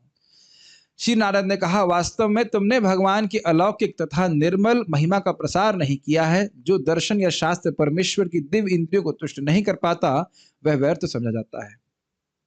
इसका अर्थ यह है कि यद्यपि आपने वेदांत सूत्र लिखा है परंतु आपका मन पूर्णतः संतुष्ट नहीं हुआ, परंतु पंचरात्रि की रचना करके मेरा मन पूर्णतः संतुष्ट हो गया। क्योंकि पंचरात्र में इस प्रकार के भगवान की उपासना यज्ञ के द्वारा और षोडश उपचार के द्वारा बताई गई है, जिसके द्वारा जीव का परम कल्याण होगा। तो ये कहना चाहते हैं। तो ससम्यक दर्शन प्रमाण मतलब वह दर्शन, वह शास्त्र भी बहुत अच्छा है जिसमें भगवान की उपासना इस प्रकार से मंत्रों के द्वारा, षोडश उपचारों के द्वारा वर्णित की गई है। देख रहे हैं कि भागवत का विस्तार कितना अद्भुत है। वैसे मैं समझता हूं कि एक अच्छी आदत पड़ गई होगी कि बुद्धि ग्रहण करने लग गई होगी कि ये अर्थ भी है, वो भी अर्थ है, ये भी अर्थ है, ऐसे करके। ठीक है। बाल प्रबोधिनी। इस प्रकार मूर्तिवाचक मंत्र के द्वारा जो मंत्र मूर्ति अर्थात मंत्र के द्वारा प्रतिपादित सच्चिदानंदात्मक विग्रह वाले भगवान के उस विग्रह की उपासना करता है जो कर्माधीन प्राकृत मूर्ति रहित हैं। बस मैं इधर वाली बात तो क्लियर समझ में आ रही है कि भगवान का विग्रह सच्चिदानंद मत है। ये बात बोल रहे हैं कर्माधीन प्राकृत मूर्ति रहित है। अब मूर्ति कम कर समझ रहे हैं, ये थोड़ा और समझ लेना चाहिए कि हमारे जो सब शरीर प्राप्त हुए हैं वो कैसे हैं, हमारे कर्म के अधीन हुए हैं, इसलिए। और ये भौतिक तो है लेकिन कर्म के अधीन है, लेकिन भगवान के जो विग्रह हैं वो कर्म के अधीन नहीं, ये बात वो कह रहे हैं। और यज्ञ पुरुष अर्थात यज्ञ आदि कर्मों के फलदाता है। भगवान का नाम उच्चारण जो कर रहे हैं, यज्ञ कर रहे हैं, उसका फल है, तो अंतिम फल है भगवान में प्रेम, तो उसका देने वाले भगवान हैं। और वो अपनी इच्छा से देंगे और देंगे जरूर, बस हमें करते रहना चाहिए, हम फल देने वाले नहीं हैं। तो वह मनुष्य उनका सम्यक रूप से दर्शन कर पाता है। स्पष्ट है। यजते यजते अर्थात जब होम नमस्कार आदि के द्वारा वह पूजन करता है। यानी कि देखिए, नमस्कार में भगवान का नाम उच्चारण करते हैं कि नहीं, नमो ब्रह्मण्याय देवाय गो ब्राह्मण हिताय च जगदधीताय कृष्णाय गोविंदाय नमो नमः, वहां भी नाम उच्चारण हो रहा है। ऐसे लेट जाए तो भगवान को भी डाउट होगा किसका पूजा, किसको प्रणाम कर रहा है। खैर ये मजाक की बात है, क्योंकि अगर दिखावे के लिए भी नाम प्रणाम करता है तो भी भगवान उसके 100 जन्म के पाप नष्ट करते हैं, लेकिन प्रणाम करना चाहिए। अच्छा, एक बात थोड़ा क्लियर यहाँ पे आ रहा है तो मैं बोल दे रहा हूँ। आज सुबह कुछ लोग कंफ्यूजन हो जाएगा कि पांचांग प्रणाम में क्या माताओं का मन नहीं देना चाहिए क्या प्रणाम में। तो देखिए, वहां कुछ कोट किया गया था, लेकिन मैंने फिर रिसर्च किया, रिसर्च स्कॉलर हरि भक्ति विलास में पंचांग प्रणाम का मतलब है घुटने, ये पुरुष और स्त्री दोनों के लिए, घुटने, हाथ, सिर, वाणी और बुद्धि। बुद्धि मतलब इंटेलिजेंस। तो ये सभी के लिए है, पुरुषों के लिए भी है और माता जी लोगों के लिए भी है। तो ऐसा नहीं है कि मन कहीं और रख करके प्रणाम करना है। सुबह की जो क्लास में आए थे मैं उनकी बात कर रहा हूँ। जो लोग और कोई महत्वपूर्ण कार्य कर रहे थे उनके बारे में हम कुछ नहीं कह सकते, लेकिन जो सुबह की क्लास में आए तो उसे क्लैरिफाई कर दे। तो ऐसा नहीं है कि माता जी लोगों को पंचांग प्रणाम करना है तो मन कहीं और रख के करना है। मन को लगा सकते हैं, लगाना चाहिए। मन का मतलब समझ रहे हैं, मैं आपको नमस्कार कर रहा हूं। पता नहीं आपको ऐसा अनुभव है कि नहीं, कभी कभी लोग नमस्कार करते हैं लेकिन उनका मन नहीं होता, बस ऐसे प्रणाम कर लेते हैं, आप आए हैं सामने कर लेते हैं। मैंने तो ये भी सुना है कि कभी कभी, पता नहीं कितना सत्य है, लेकिन भौतिक व्यवहार में लोग नमस्कार करते हैं, मुख से गाली निकालते हैं। आ गया आ गया आ गया, ऐसा होता है कि नहीं होता? मिले नहीं ऐसे। इसीलिए एक टीचर थे, बोले कि जो बोलना है जोर से बोल के नमस्कार करो। हमारे एक मैथ्स के टीचर थे, कोई थे, बोले बोलना है कि हरे कृष्णा तो नहीं, लेकिन जो भी बोलते राम राम, कुछ मुख से जो है गाली निकाल करके नमस्कार मत करो। हाँ, ये भी बता रहे हैं उदाहरण की, प्रेस वस करके आते हैं तो मुझे लगता है कपड़ा गंदा हो जाएगा, जो भी है। खैर, हम खाली बात ये कर रहे थे कि नमस्कार के द्वारा भी भगवान का यजन होता है, यज्ञ के द्वारा भी यजन होता है, जप के द्वारा भी यजन होता है, और उसमें हम भगवान का नाम उच्चारण करते हैं। इस प्रकार ये सम्यक दर्शन की बात कर रहे हैं, भगवान के लीला वैशिष्ट को साक्षात देख पाता है, ये अर्थ है। थोड़ा अर्थ अलग लिया। सम्यक दर्शन अपमान मतलब भगवान की लीलाओं को अपने हृदय में स्फुरित होता हुआ देखा गया। जैसे आप जानते हैं, श्री रूप गोस्वामी जी एक बार वो लीला का स्मरण कर रहे थे, और लीला स्मरण मतलब समझ रहे हैं, लीला इनको सामने प्रकट है, तो देख रहे हैं कि श्रीमती राधा रानी कोई फूल लेने चाहती थी, तो कृष्ण टहनी को नीचे कर दी, तो फूल ले ली, टहनी को पकड़ी और फिर वो छोड़ दिए, तो राधा रानी ऊपर चली गई। वो कृष्ण श्री रूप गोस्वामी हंसने लगे। उसके आगे कथा अलग है, लेकिन हम खाली बोल रहे हैं कि वह इस प्रकार की लीला को दर्शन करने में समर्थ हो पाए। ठीक है, तात्पर्य प्रभुपाद जी का। आज हम लोग इसके बाद वाला श्लोक कह के ही रुकेंगे। दोनों में ही नाम की महिमा के उच्चारण का, नाम की उच्चारण की महिमा का वर्णन तो सुन के ही जाइए, अच्छा रहेगा। कल हम लोग अध्याय पूरा कर देंगे भगवान ने चाहा तो। तात्पर्य, हमारी वर्तमान इंद्रियां भौतिक तत्वों की बनी हुई हैं। प्रभुपाद अपने से शुरू कर रहे हैं, मतलब अपने का मतलब हम लोग से शुरू कर रहे हैं। अतएव वे भगवान विष्णु के दिव्य रूप की ठीक से अनुभूति नहीं कर पाती। स्पष्ट शब्दों में कहें कि हमारा टीवी खराब है। ठीक है, अब तो समझ में आ रहा है। अतः उनकी पूजा कीर्तन की दिव्य विधि के माध्यम से ध्वनि में की जाती है। जो वस्तु हमारे अपूर्ण इंद्रियों के क्षेत्र के बाहर है उसे ध्वनि स्वरूप के द्वारा भली भांति अनुभव किया जा सकता है। ये अनुभव किए हैं, कोई शब्द आप दूर से सुन रहे हो तो उसकी धारणा होने लगती है। बीबीसी लंदन का महाराज एग्जाम्पल देते हैं कि मान लीजिए लंदन से कुछ कोई शब्द उच्चारित हो रहा है, तो हमारे पास जब रिसीवर में रिसीव करते हैं तो यही कहते हैं ना कि वहां से हो रहा है। अरे ऐसा समझ लीजिए, अभी नरसिंह देव जी का अभिषेक देखे ना आप, कहां से प्रसारित हो रहा था? क्या कठिन है समझने में? यदि कोई दूर खड़ा ध्वनि उत्पन्न करे तो उसका यथार्थ अनुभव किया जा सकता है। कभी रोए हैं आप लोग फोन पे? मैं समझता हूँ ये थ्योरी की बात बोल रहा हूँ कि जैसे मान लीजिए किसी लड़की की शादी हो जाती है, तो जब वो ससुराल में आती हैं तो उसके बाद कुछ समय तक तो रोती होंगी, घर को फोन नहीं करता। कभी नहीं रोते लोग? या मान लो, चलो अब दूसरा केस बता दे रहा है, मान लो पति से झगड़ा हो जाए और फिर मम्मी को सुना सुना के रोती है कि तब भी नहीं रोती। अब पता नहीं, तो मुझे लग रहा है देखो भाई, भागवत में आकर ये झूठ बोल रहे हैं तो क्या कह सकते हैं लेकिन हम तो कई बार ऐसा होता है। इट्स नॉट कोई काउंसलिंग, आपको कोई कभी क्या नहीं काउंसलिंग कीजिए, तुरंत वो बोलते बोलते रोना शुरू कर देते। अच्छा, माता जी कह रही हैं कि उनके जमाने में फोन ही नहीं था। अच्छा चलिए, फोन नहीं था लेकिन चिट्ठी लिखते हुए रोते होंगे, कभी रोते नहीं। चलिए, इतना दुख प्राप्त नहीं किया, लेकिन अभी तो प्रभुपाद एग्जाम्पल दे रहे हैं ध्वनि का। प्रभु एक भक्त बोल रहे हैं, सही कह रहे हैं, सब ज्ञान हमको थ्योरी से ही हो जाता है ठीक है। तो आप देख रहे हैं किस प्रकार से लोग रोते हैं, ऐसी बात नहीं है। तो मैं खाली बोल रहा हूँ कि वो व्यक्ति दूर खड़ा है लेकिन उसकी आवाज सुन करके हम उसको ऐसा लगता है हमारे पास में ही है, तो अनुभव करते हैं इस प्रकार से। यदि भौतिक दृष्टि से, अरे ये अभी देखिए ना, जो भक्त लोग जूम पे सुन रहा हूं, मैं आपके रूम पे बैठा हूं, लेकिन आप सब जान रहे हैं कि नहीं, सब लोग अनुभव कर रहे हैं कि मैं क्लास दे रहा हूं आप लोगों को, और वैसे मैं देख भी रहा हूं कौन क्या कर रहा है। कभी कभी मैं डांट भी देता हूं, है कि नहीं? कभी कभी हम लोग बोलते हैं, महाराज जी आइए हमारे घर में कभी। हमने कहा हम रोज आएंगे, रोज आएंगे। पहले तो घबरा जाते हैं, रोज कैसे आएंगे? हमने कहा जूम के माध्यम से, ठीक है कि नहीं? फिर वो थोड़ा घबरा जाते, कहते नहीं इतना तो नहीं आना चाहते साधु को हमारे जीवन में, लेकिन अनुभव कर सकते हैं, है कि नहीं? मान लो अभी मैं किसी को डांट दूं, वैसे तो कभी मैं डांटता नहीं, लेकिन मान लो किसी को डांटूंगा तो लगेगा ना डांट पड़ी। किसी को सुबह हम बोलते ना, ए माता जी सो मत, तो उसको लगता है ना कि हमको बोल रहे हैं। या प्रभु जी को, किसी को भी बोल देता हूँ, बोलता हूँ अरे प्रभु जी आपको तकिया दे दें क्या? सोना ही है तो तकिया ले लीजिए, फिर आराम से सोइए। तो सब लोग अनुभव कर रहे हैं मैं बोल रहा हूं, लेकिन मैं तो बहुत दूर बैठा हुआ हूं। तो ध्वनि के द्वारा प्रभावित होता है व्यक्ति, ठीक है? ओके, तो यदि भौतिक दृष्टि से यह संभव है तो फिर आध्यात्मिक दृष्टि से क्यों नहीं होगा?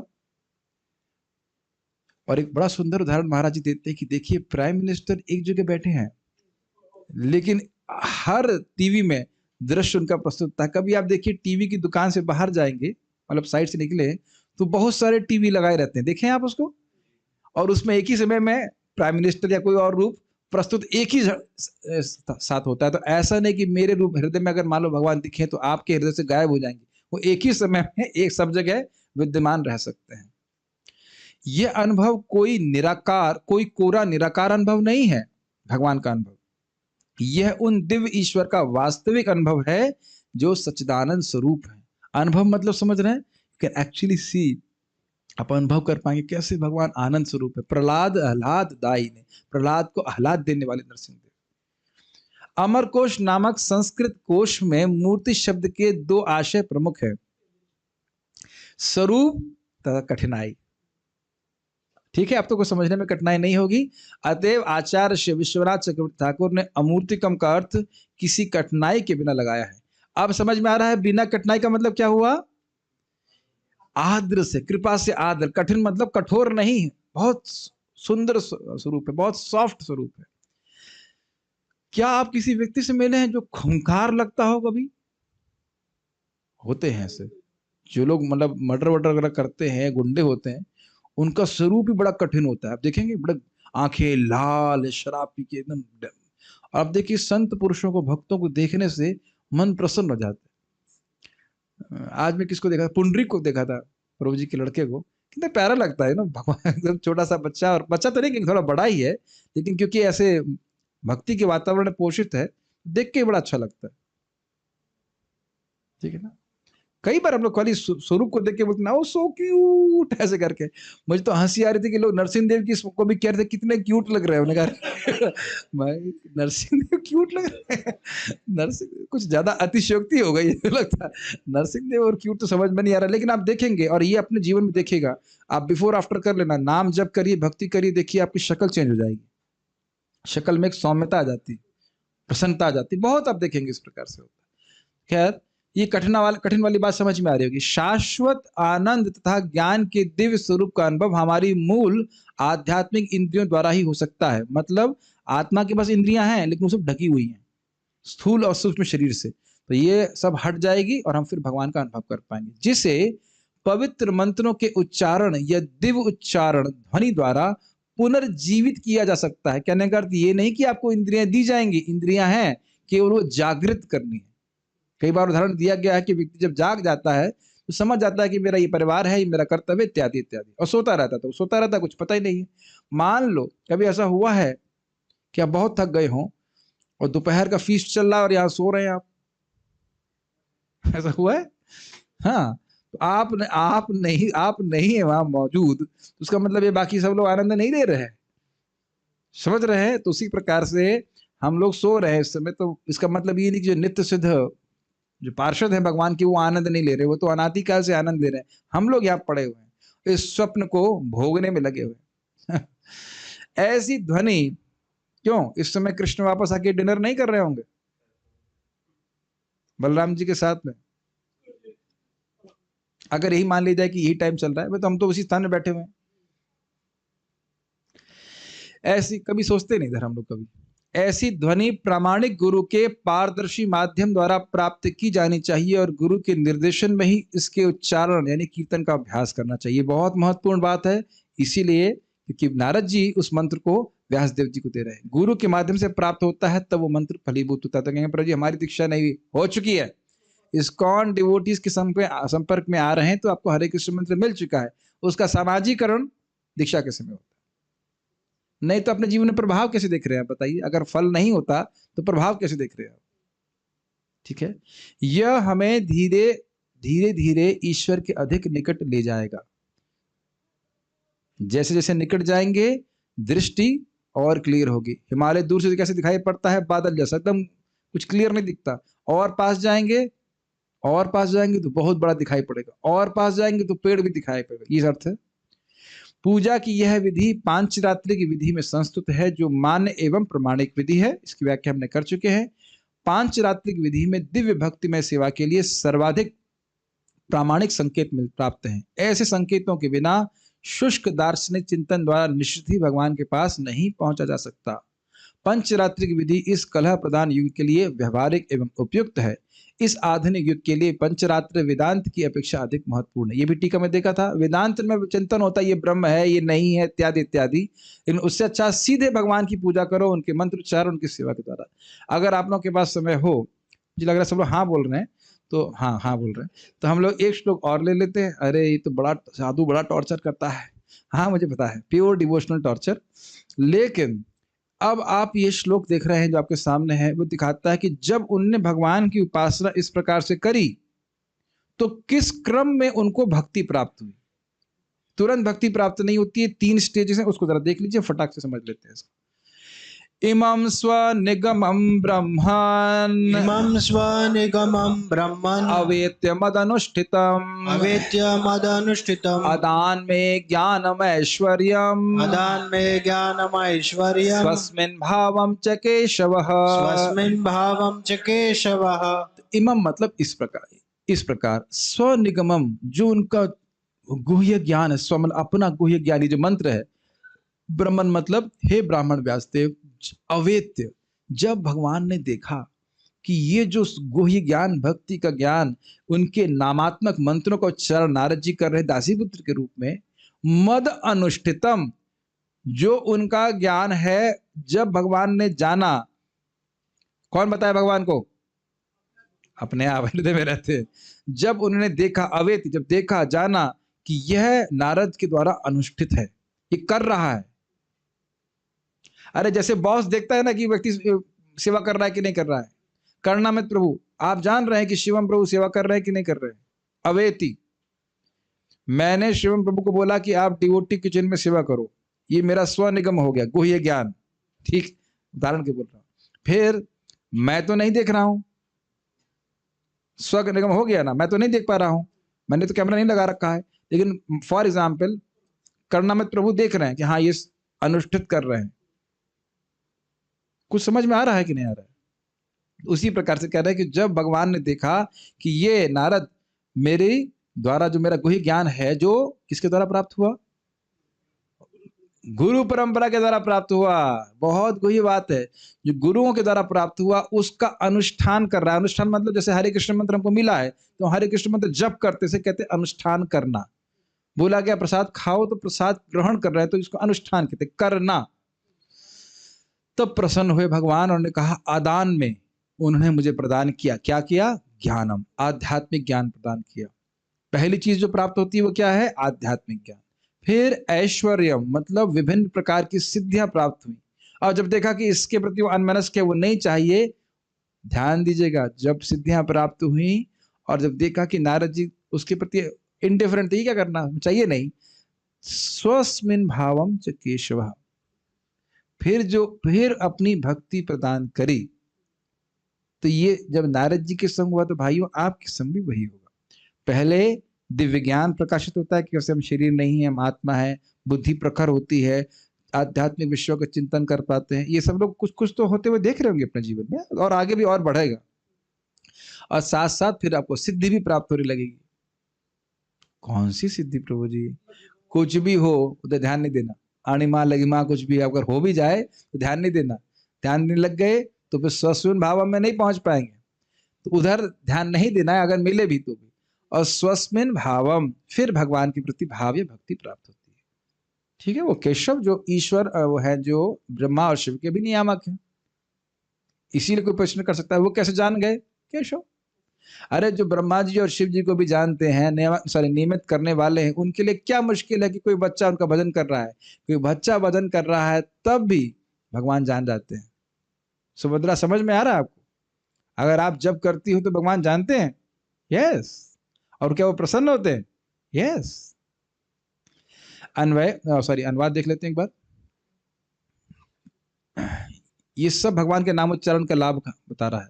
हे ब्राह्मण, इस प्रकार सर्वप्रथम भगवान कृष्ण ने मुझे वेदों के गुह्यतम अंशों में निहित भगवान की दिव्य ज्ञान का, फिर आध्यात्मिक ऐश्वर्य का, और तब अपनी घनिष्ठ प्रेममयी सेवा का वर दिया। बहुत इजी है, एक बार अन्वय देख लेते हैं।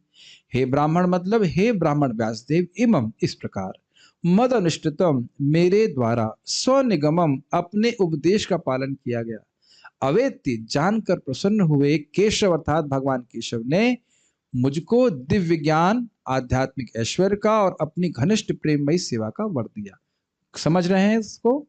तो एक बात बड़ा स्पष्ट समझ लेना चाहिए कि आप जो जप कर रहे हो, भक्ति कर रहे हो, तो भगवान उसको जानते हैं और भगवान बड़े प्रसन्न होते हैं कि उनके उपदेश का पालन किया जा रहा है। जो महाप्रभु ने तपन मिश्र को उपदेश दिया, वो उपदेश केवल उन्हीं के लिए नहीं है, परंपरा में जो हमको प्राप्त हो रहा है उसको हम करते हैं तो भगवान उससे प्रसन्न होते हैं। हरे कृष्ण मंत्र की जगह कोई और मंत्र करेंगे तो वो भगवान की आज्ञा का पालन नहीं है। अपने मन से कुछ अगर कोई करता है तो जो भगवान की आज्ञा हमें परंपरा में प्राप्त होती है उसको हम करते हैं तो भगवान उससे प्रसन्न होते हैं। स्पष्ट समझ में आ रहा है? और प्रसन्न होते तो फिर देंगे ना चीजें, आध्यात्मिक ज्ञान, सिद्धियां भी दे सकते हैं, देते ही हैं, और उसके बाद सस्मिन भाव। जैसे कि एक छोटा सा एग्जाम्पल आपको दूं सिद्धि के संबंध में। जगन्नाथ दास बाबा जी महाराज मायापुर में थे, नवद्वीप में, तो कुछ लोगों को उन पर श्रद्धा नहीं थी, तो श्रद्धा जागृत करने के लिए एक दिन वो छड़ी लेकर कैसे धड़ धड़ धड़ बचाने लगे अपने पास। तो क्या हो गया, छड़ी लेकर क्यों पीट रहे हैं? तो कह रहे वहां राधा रमन जी में एक तुलसी, जो भी मंदिर यहाँ वृंदावन में, तो वहां पे एक तुलसी के पौधे को कोई गैया, बकरी खा रही, उसको भगा रहा हूं मैं। तो लोग ये क्या कह रहे हैं, इधर बैठे हुए हैं, और कोई उस टाइम तो कोई नेटवर्क तो नहीं था, तो बाद में लोगों ने नोट किया इस बात को, फिर बाद में कंफर्म किया कि ऐसा हुआ। तो कहते हाँ एक बकरी थी, फिर वो भाग गई वहां से। हाँ, तो आप कहेंगे ऐसे कैसे हो गया? भक्त लोग उसको प्रदर्शित नहीं करते हैं, लेकिन भक्तों के पास सामर्थ्य होता है। प्रभुपाद से भी पूछा गया था कि आप कौन सी सिद्धि दिखाना चाहते हैं, तो उनके जो विदेशी भक्त थे, ने कहा ये मेरी जादू है, ये मेरा सिद्धि है कि हिप्पीज हैव बिकम हैप्पीज। ये सबसे कठिन है, किसी के हृदय को परिवर्तित करना बहुत कठिन है। विचार कीजिए, कोई व्यक्ति सिद्धि दिखा दे, उससे हमारा हृदय पवित्र हो जाएगा? नहीं। किसी व्यक्ति के हृदय को पवित्र करना, पवित्र का मतलब कृष्णोन्मुख कर देना, भक्ति जागृत कर देना। और वो व्यक्ति जो खून पीने वाले लोग थे, गाय खाने वाले लोग थे, उनके हृदय को इतना कर देना, ये सबसे बड़ी सिद्धि है। प्रभुपाद जी बात बोले, सबसे बड़ा मैजिक है प्रभुपाद जी। हम लोग कल्पना भी नहीं कर सकते वो किस प्रकार से वो प्रभुपाद जी प्रचार किया। ये शक्ति हम सबको मांगनी चाहिए। हमारे गुरु महाराज की प्रार्थना है, मैं इंग्लिश में बोलूंगा फिर हिंदी में बोलूंगा।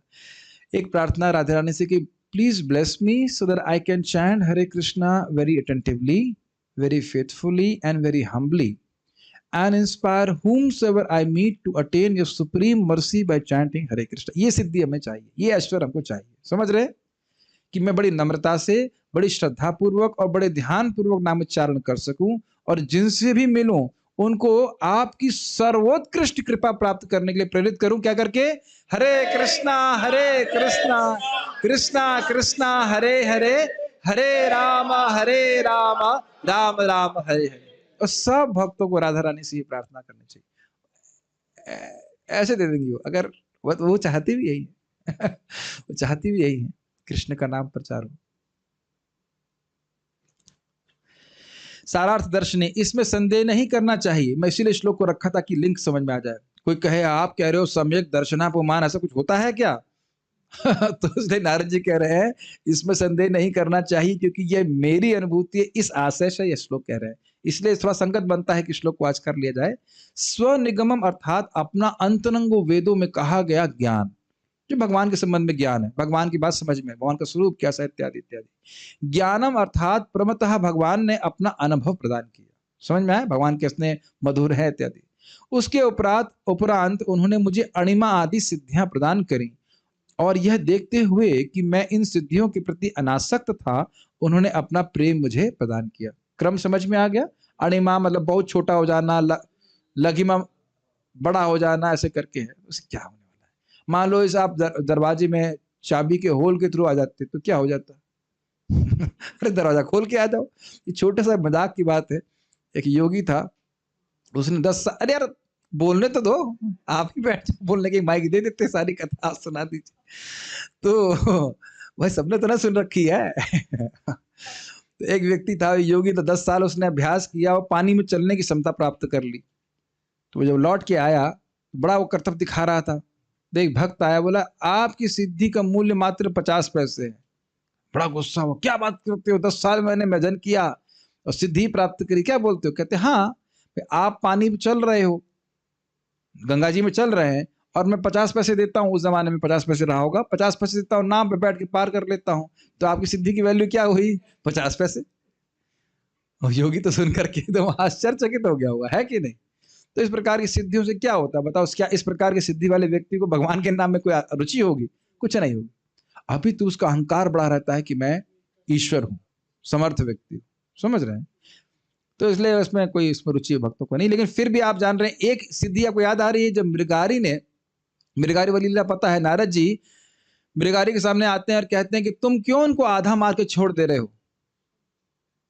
तो फिर वो आगे बताते हैं ऐसा कर रहे हो बहुत पाप है, होता है इत्यादि इत्यादि। फिर कहा गुरु महाराज हम कैसे उद्धार हो? कहा ये तुम भगवान का नाम जप करो और इत्यादि। फिर उन्हें कहा दिखाया, नारद जी की इच्छा से सबकी गर्दन जुड़ गई और फिर वह उठ के भाग गए। अरे वाह! तब तो मृगारी को बड़ा मतलब विश्वास हो गया कि हमारे गुरु जी बड़े समर्थ हैं। और एक और नारद जी का शक्ति है, नारद जी जब प्राचीन बाहरी से मिलते हैं तो कहते हैं तुमने जितने जानवरों को मारा है वो सब वेट कर रहे हैं तुम्हारा, देखो। तो दिखाया उसको, देखो किस प्रकार से तुम्हारा वेट कर रहे हैं तुमको फाड़ने के लिए, तुम मरोगे। तो वहां पे भी नारद जी ने अपनी शक्ति दिखाई। और कहा नारद जी ने शक्ति दिखाई, मुझे याद आ रहा है। अरे एक तो है तुम पर्यटन अर्क इव त्रिलोकी, सूर्य के समान पूरे तीनों लोकों में आप भ्रमण करते हैं, हो गया ना सिद्धि सब। नहीं, उस सिद्धि का उपयोग वह भगवान की सेवा में ही करते हैं, अन्यथा उनको प्रयोजन नहीं कोई है ऐसे दिखाने के लिए। विद्वान जन और वो वायु के समान वायु रिवात्म साक्षी बुद्धि की वृत्ति को जानने वाले हैं। ठीक है, ये सब सिद्धियां प्राप्त हैं स्वाभाविक रूप से। विद्वान जन एक और, हाँ, प्रभुपाद जी के पास में एक महाराज बोल रहे थे, मैं बैठा था और कोई बुरा विचार आया। प्रभुपाद बोले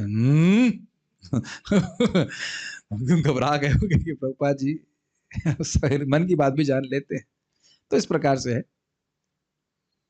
एक और बताना चाहता हूँ प्रभुपाद के संबंध में। एक महाराज जी, शायद मैं समझता हूँ गिरिराज महाराज जी, तो वो पहले कुछ निराकारवादियों को संग किए होंगे, तो अपने शीशे के ऊपर लिखे हुए थे यू आर गॉड,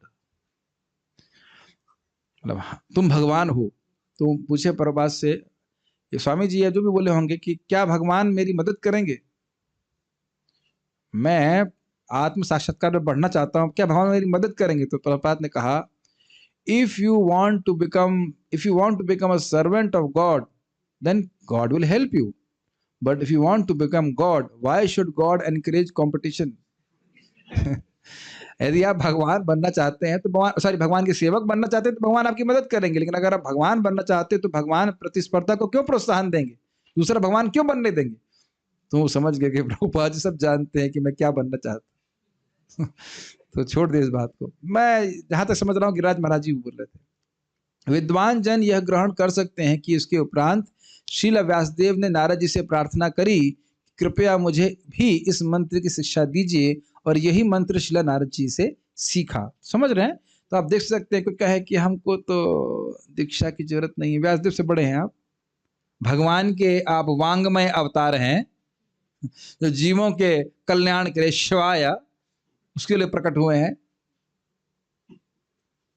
अजन्मा है, अजन्मा होते अजब क्या है, अजम प्रजातम जगतः शिवायतन, क्या ये सब व्याख्या हमारी हो रही है कि हम कर्माधीन जन्म नहीं लिए हैं?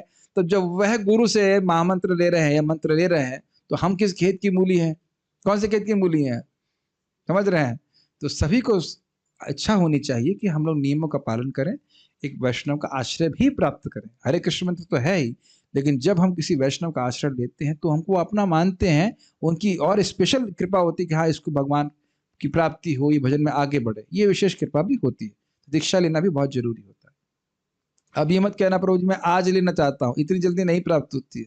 अगर हमारी रिकमेंडेशन चाहिए तो कम से कम 1 साल वीडियो ऑन करके बिना सोए जप में आई।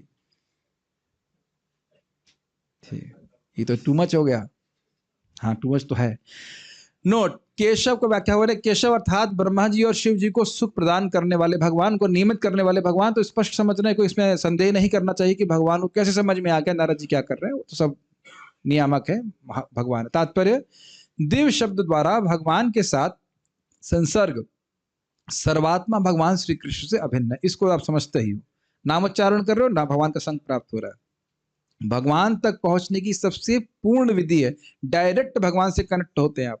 कई बार हम लोग बड़े खुश होते हैं ना, अरे भैया हमारा सोर्स तो एकदम डायरेक्ट है, वहां से सुने हैं सामान्य, अरे हमारी पहुंच तो बहुत दूर तक है, एकदम सीधे मिनिस्ट्री में हमारी पहुंच है। खुश होते कि नहीं? तो सीधे भगवान से क्यों नहीं कनेक्ट हो जाते भगवान का नाम उच्चारण करके? लोगों को श्रद्धा नहीं होती, समझ नहीं आता इतना आसान हो सकता है। तो मुश्किल बनाए भगवान, आसान बनाया है तो उसका लाभ उठाना चाहिए कि संदेह करते रहना चाहिए ऐसे कैसे हो सकता है, ऐसे कैसे हो सकता है। Make sense? भगवान तक, भगवान के साथ ऐसे शुद्ध संसर्ग द्वारा जो भौतिक विचारों के अपराधों से रहित है, जिनकी संख्या 10 है, अर्थात नाम अपराधों से बचते हुए भक्त भौतिक स्तर से ऊपर उठकर वैदिक साहित्य के तात्पर्य को समझता है एवं दिव्य संसार में भगवान के अस्तित्व को भी समझता है। ये समझ में आ रहा है? ज्ञान का अर्थ क्या था? वेदों का गुह्य ज्ञान, और वही है वेद सर्वेर अहम अविवेद्यो, वेद का प्रयोजन है भगवान कृष्ण को समझना और भगवान के अस्तित्व को, मतलब भगवान किस प्रकार से सुंदर हैं, शाश्वत हैं, आनंदमय हैं, भक्त से प्रेम करते हैं, वह सब भक्त समझने लगता है अपने आप। जो अपने गुरु तथा भगवान में अनन्य श्रद्धा रखता है उसे भगवान क्रमशः अपने स्वरूप का साक्षात्कार कराते हैं। बहुत सुंदर बात है। देखिए, गुरु पे श्रद्धा रखने का मतलब क्या है? गुरु के वचन में श्रद्धा, कि हाँ उन्होंने कहा है कि हरे कृष्ण मंत्र करो तुम्हें सिद्धि प्राप्त होगी, सोचने की जरूरत नहीं कि प्राप्त होगी कि नहीं होगी, गुरु जी ने बोला है तो करेंगे। लेकिन समझ लेना चाहिए गुरु जी मतलब प्रमाणिक गुरु, ये नहीं कि जो गुरु बोल रहा है निराकार है भगवान अलग है, वैसे गुरु की बात नहीं हो रही, वैष्णव की बात हो रही है, जो हमको समझाता है कि वैष्णव मंत्र क्या है, भगवान की प्राप्ति कैसी होगी, ठीक ठीक बताता है। श्रद्धा रख के करेगा, पक्का उसे भगवान प्राप्त होंगे, उसमें कोई डाउट नहीं। प्रभुपाद जी जो बोले हैं 16 माला जप करो, 4 नियमों का पालन करोगे, इसी जन्म में जाओगे, आपको सोचने की जरूरत नहीं कि जाओगे कि नहीं जाएंगे, करिए और फिर पक्का जाएंगे। जब आप जाएंगे तब कहेंगे अरे प्रभु जी सही बोल रहे थे, लेकिन दिक्कत है कि उसके बाद आपका कोई प्रवचन सुनेगा नहीं। समझ रहे हैं ना? जब चले जाएंगे तब तो आप किसी से नहीं बता पाएंगे ना। अब भुवनेश्वर प्रभु चले गए भगवान के पास, अब तो हमको नहीं बता पाएंगे ना। इसीलिए गौरांग प्रभु कहते हैं जब तक हो प्रीचिंग कर लो, वैकुंठ में जाओगे तो किसको प्रीचिंग करोगे? अरे तो मौका रह गया। और बड़ा आसान होता है। अगर माता जी लोग भी देखें तो माता जी लोग बहुत सारे इनके मित्र होते हैं। मित्र समझ रहे हैं? मौसी की लड़की, बुआ की लड़की, बुआ की फूफुआ की लड़की, ऐसे बहुत सारी होती हैं, उनको प्रीचिंग कीजिए। फोन से तो आजकल तो क्या कहते हैं वो, इनफाइनाइट कॉलिंग है, क्या कहते हैं उसको, अनलिमिटेड कॉलिंग है। लगे रहिए दिन भर कॉल में। अरे भाई तुम्हें पता है हरे कृष्ण मंत्र के बारे में? अरे कम से कम बोलेगी नहीं, वो सुनेगी तो कि हरे कृष्णा क्या होता है। बहुत से लोग तो जीवन में ऐसे मर जाएंगे कि हरे कृष्ण मंत्र सुने भी नहीं होंगे। एक भक्त बोल रहे थे, मैं जब भक्ति की शुरुआत में था तो मेरी बुआ जी ने मेरा मजाक बनाया, इसलिए मैं उनको प्रीचिंग नहीं करूंगा। समझ रहे हैं ना? यही वेदों का प्रयोजन है। द्विवेदी जो दोनों वेदों को जानता है, यही बोलता है, अरे भाई मजाक बना रहे हैं, उनको पता ही नहीं कि वो कर क्या रहे हैं। आप फिर प्रयास कीजिए, फिर हृदय में इच्छा करिए जब करते हुए कि भाई वो किसी तरह भक्त बन जाए। क्या दिक्कत? कि ये सोचने में भी दिक्कत है? तो मैं खाली ये बोल रहा था कि ये करना चाहिए। जितना आप भगवान का अपने गुरु के द्वारा बताए गए, गुरु के द्वारा, प्रभुपाद जी के द्वारा बताए गए हरे कृष्ण मंत्र हम जब करते हैं, जितना हमारे हृदय में शुद्धता होगी उसके द्वारा, उतना ही समझ में आएगा कि कितना ये लाभ देने वाला है दूसरों को। उतना ही आप भगवान का नाम का प्रचार करने के लिए उद्यत रहेंगे, सभी को बताने का प्रयास करेंगे। इसके पश्चात भक्त को योग की सिद्धियां प्रदान की जाती है। भगवान का अनुभव हुआ जिनकी संख्या 8 है।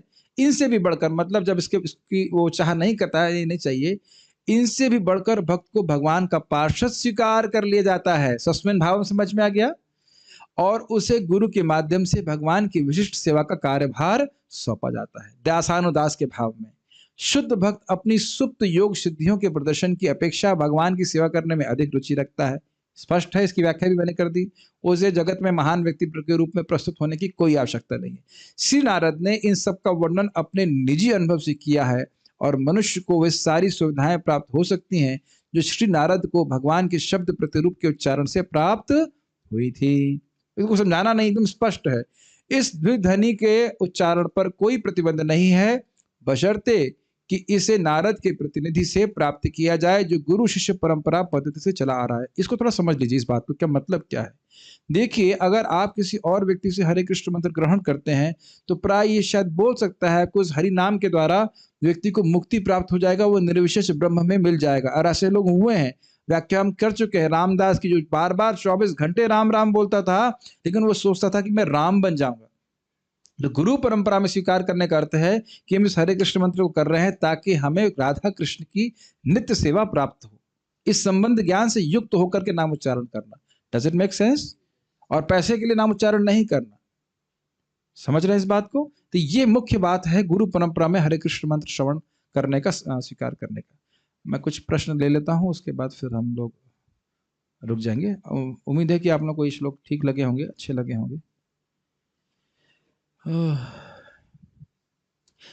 भगवान के प्रति अपराध और भगवान के नाम के प्रति अपराध में क्या डिफरेंस है? देखिए, भगवान की सेवा में, विग्रह की सेवा में 32 प्रकार के अपराध होते हैं, लेकिन नाम में 10 प्रकार के अपराध होते हैं। तो भगवान के विग्रह की सेवा में अगर कोई अपराध कर रहा है, फिर मान लो जाने जाने हो जा रहा है, तो नाम उच्चारण करने से वो अपराध कट जाते हैं। ये बात बोल रहे हैं। डेली आपके द्वारा कीर्तन सुन के कीर्तन है। ओके, प्रश्न नहीं। Even people who are very मेटलेस, ठीक है। ज्ञान for Kanha is more important और लव टुवर्ड्स कान्हा? कान्हा, आप तो बहुत उच्च स्तर में। कृष्णा, कृष्ण का ज्ञान बहुत अधिक महत्वपूर्ण है कि कृष्ण का प्रति प्रेम बहुत महत्वपूर्ण है? क्या भगवान के बारे में कुछ जाने बिना आप भगवान से प्रेम कर सकते हैं? तो ये एक प्रश्न स्वाभाविक बात हो जाएगी। भगवान भगवद गीता में कहते हैं, इदम ज्ञानम आश्रित्य मम साधर्म्यमागतः। भगवद गीता में बोलते हैं कि इस ज्ञान का आश्रय लेकर व्यक्ति मेरे साधर्म को प्राप्त होता है। मतलब जिस प्रकार से भगवान सच्चिदानंद है, उसी प्रकार से वह भी होता है। तो कभी कभी क्या होता है कि शास्त्र न श्रवण करने का बहाना लेकर के हम कहते हैं कि हम भगवान से प्रेम करना चाहते हैं, शास्त्र नहीं सुनना चाहते। शास्त्र भगवान की कीर्ति है, जिनका ये प्रत्यक्ष देखा जाता है। माता का कोई बच्चा होता है, उस बच्चे का वर्णन नहीं करती रहती, उसने आज ऐसा बोला, उसने ऐसा ऐसा किया, नहीं करते हैं। तो जो व्यक्ति भगवान से प्रेम करेगा उसका लक्षण यह है कि भगवान के बारे में श्रवण करना चाहता है। हम लोग को रूप गोस्वामी पाद से अधिक प्रेम है क्या भगवान से या प्रभुपाद जी से? वो क्यों श्रीमद् भागवत का श्रवण कर रहे हैं? आप जानते हैं ना, सनातन गोस्वामी जी भागवत का श्रवण कर रहे थे, क्यों कर रहे थे बताइए? एक एक शब्द में रस है, या एक, मैं ऐसा नहीं बोलना चाहता हूँ, लेकिन भगवान से प्रेम नहीं है इसलिए भगवान के बारे में नहीं जानना चाहते। जिसको प्रेम होगा भगवान से वो तो अधिक अधिक जानना चाहेगा ना। सुना नहीं आपने भागवत में कि जो पूतना उद्धार को सुनता है वह भगवान गोविंद में रति को प्राप्त करता है। और आप देख रहे हैं ना कि पहले भगवान का अनुभव, ज्ञान मतलब भगवान का अनुभव जिसके द्वारा कुछ जाना जाए, और उसके बाद सिद्धियां, उसके बाद भगवान के प्रति प्रेम प्राप्त होता है। तो सीधे प्रेम कैसे प्राप्त कर लेंगे जरा बताइए? ऐसा नहीं होता। सही कह रहा, ठीक है, एकदम सही कह रहा, ठीक है। मुझसे चिंत्या के छोटे जीव गलती से मर जा, चींटियां या छोटे जीव गलती से मर जाते हैं, what should I do if I pray for them, will it help them? देखिए, अगर कोई व्यक्ति इस जगत में हिंसा को आप जीरो नहीं बना सकते हो। सांस लेंगे तो भी कुछ जीव मरते हैं, चींटियां भी मर जाती हैं, तो घर को साफ रखिए ताकि ना हो अधिक से अधिक। स्पेशली चींटियां उन लोगों के रूम में होती हैं जो मीठा बहुत खाते हैं और रूम में मीठा रखते हैं। तो हाँ, फिर खाना, प्रभु जी कह रहे खाओ रखो लेकिन गिराओ मत नीचे, ठीक है? तो इस थोड़ा अवॉइड कीजिए तो चींटियां कम आएंगी, तो हिंसा कम होगी। ओके, अष्ट योग वैभव क्या है? अरे छोड़िए, क्या करना है। जब नारद जी उसको रिजेक्ट करती तो क्या करना? सिद्धियां हैं, छोटे से छोटा बन जाना, बड़े से बड़ा बन जाना, काम है वशिता, इसका वर्णन भागवत में है, जब हम उसको पढ़ाएंगे तो देख लीजिएगा। क्या एक गृहस्थ सन्यासी बना रह सकता है? हाँ हाँ, क्या है? न च निरग्निर न च अनाश्रितः कर्म फलम कार्यम कर्म करोति यह स सन्यासी च योगी च न च निरग्निर च न क्रियः। जो अपने कर्म फल के प्रति आसक्त नहीं, तो भोग प्राप्ति के लिए कर्म नहीं कर रहा है, बल्कि अनासक्त भाव से कर्म कर रहा है, तो स सन्यासी च योगी च, वह व्यक्ति सन्यासी है, वह व्यक्ति योगी है। न च निरग्नि न क्रिया, ऐसा नहीं कि जो व्यक्ति कोई अग्नि नहीं जलाता है, मतलब कुछ करता नहीं है, और या फिर वो यज्ञ ना करे। तो प्रभु जी आप लोग क्यों निठल्ले घूम रहे हो? हम निठल्ले नहीं घूम रहे हैं, हमारे पास बहुत काम है। इतना काम है कि आपको क्या लगता है ये भागवत का आपको क्लास देने के लिए क्या फ्री में निकल जाती है? बहुत मेहनत करनी पड़ती है। कार्य का स्वरूप थोड़ा अलग है, तो हर व्यक्ति अलग अलग अपने कार्य में नियोजित रहे। लेकिन देखिए, बिना श्रवण कीर्तन के ना कोई सन्यासी ना कुछ भी नहीं है, फ्रॉड आदमी है। तो भगवान के श्रवण कीर्तन में लगना चाहिए। ओके, इसी के द्वारा हम परफेक्ट होते हैं। सो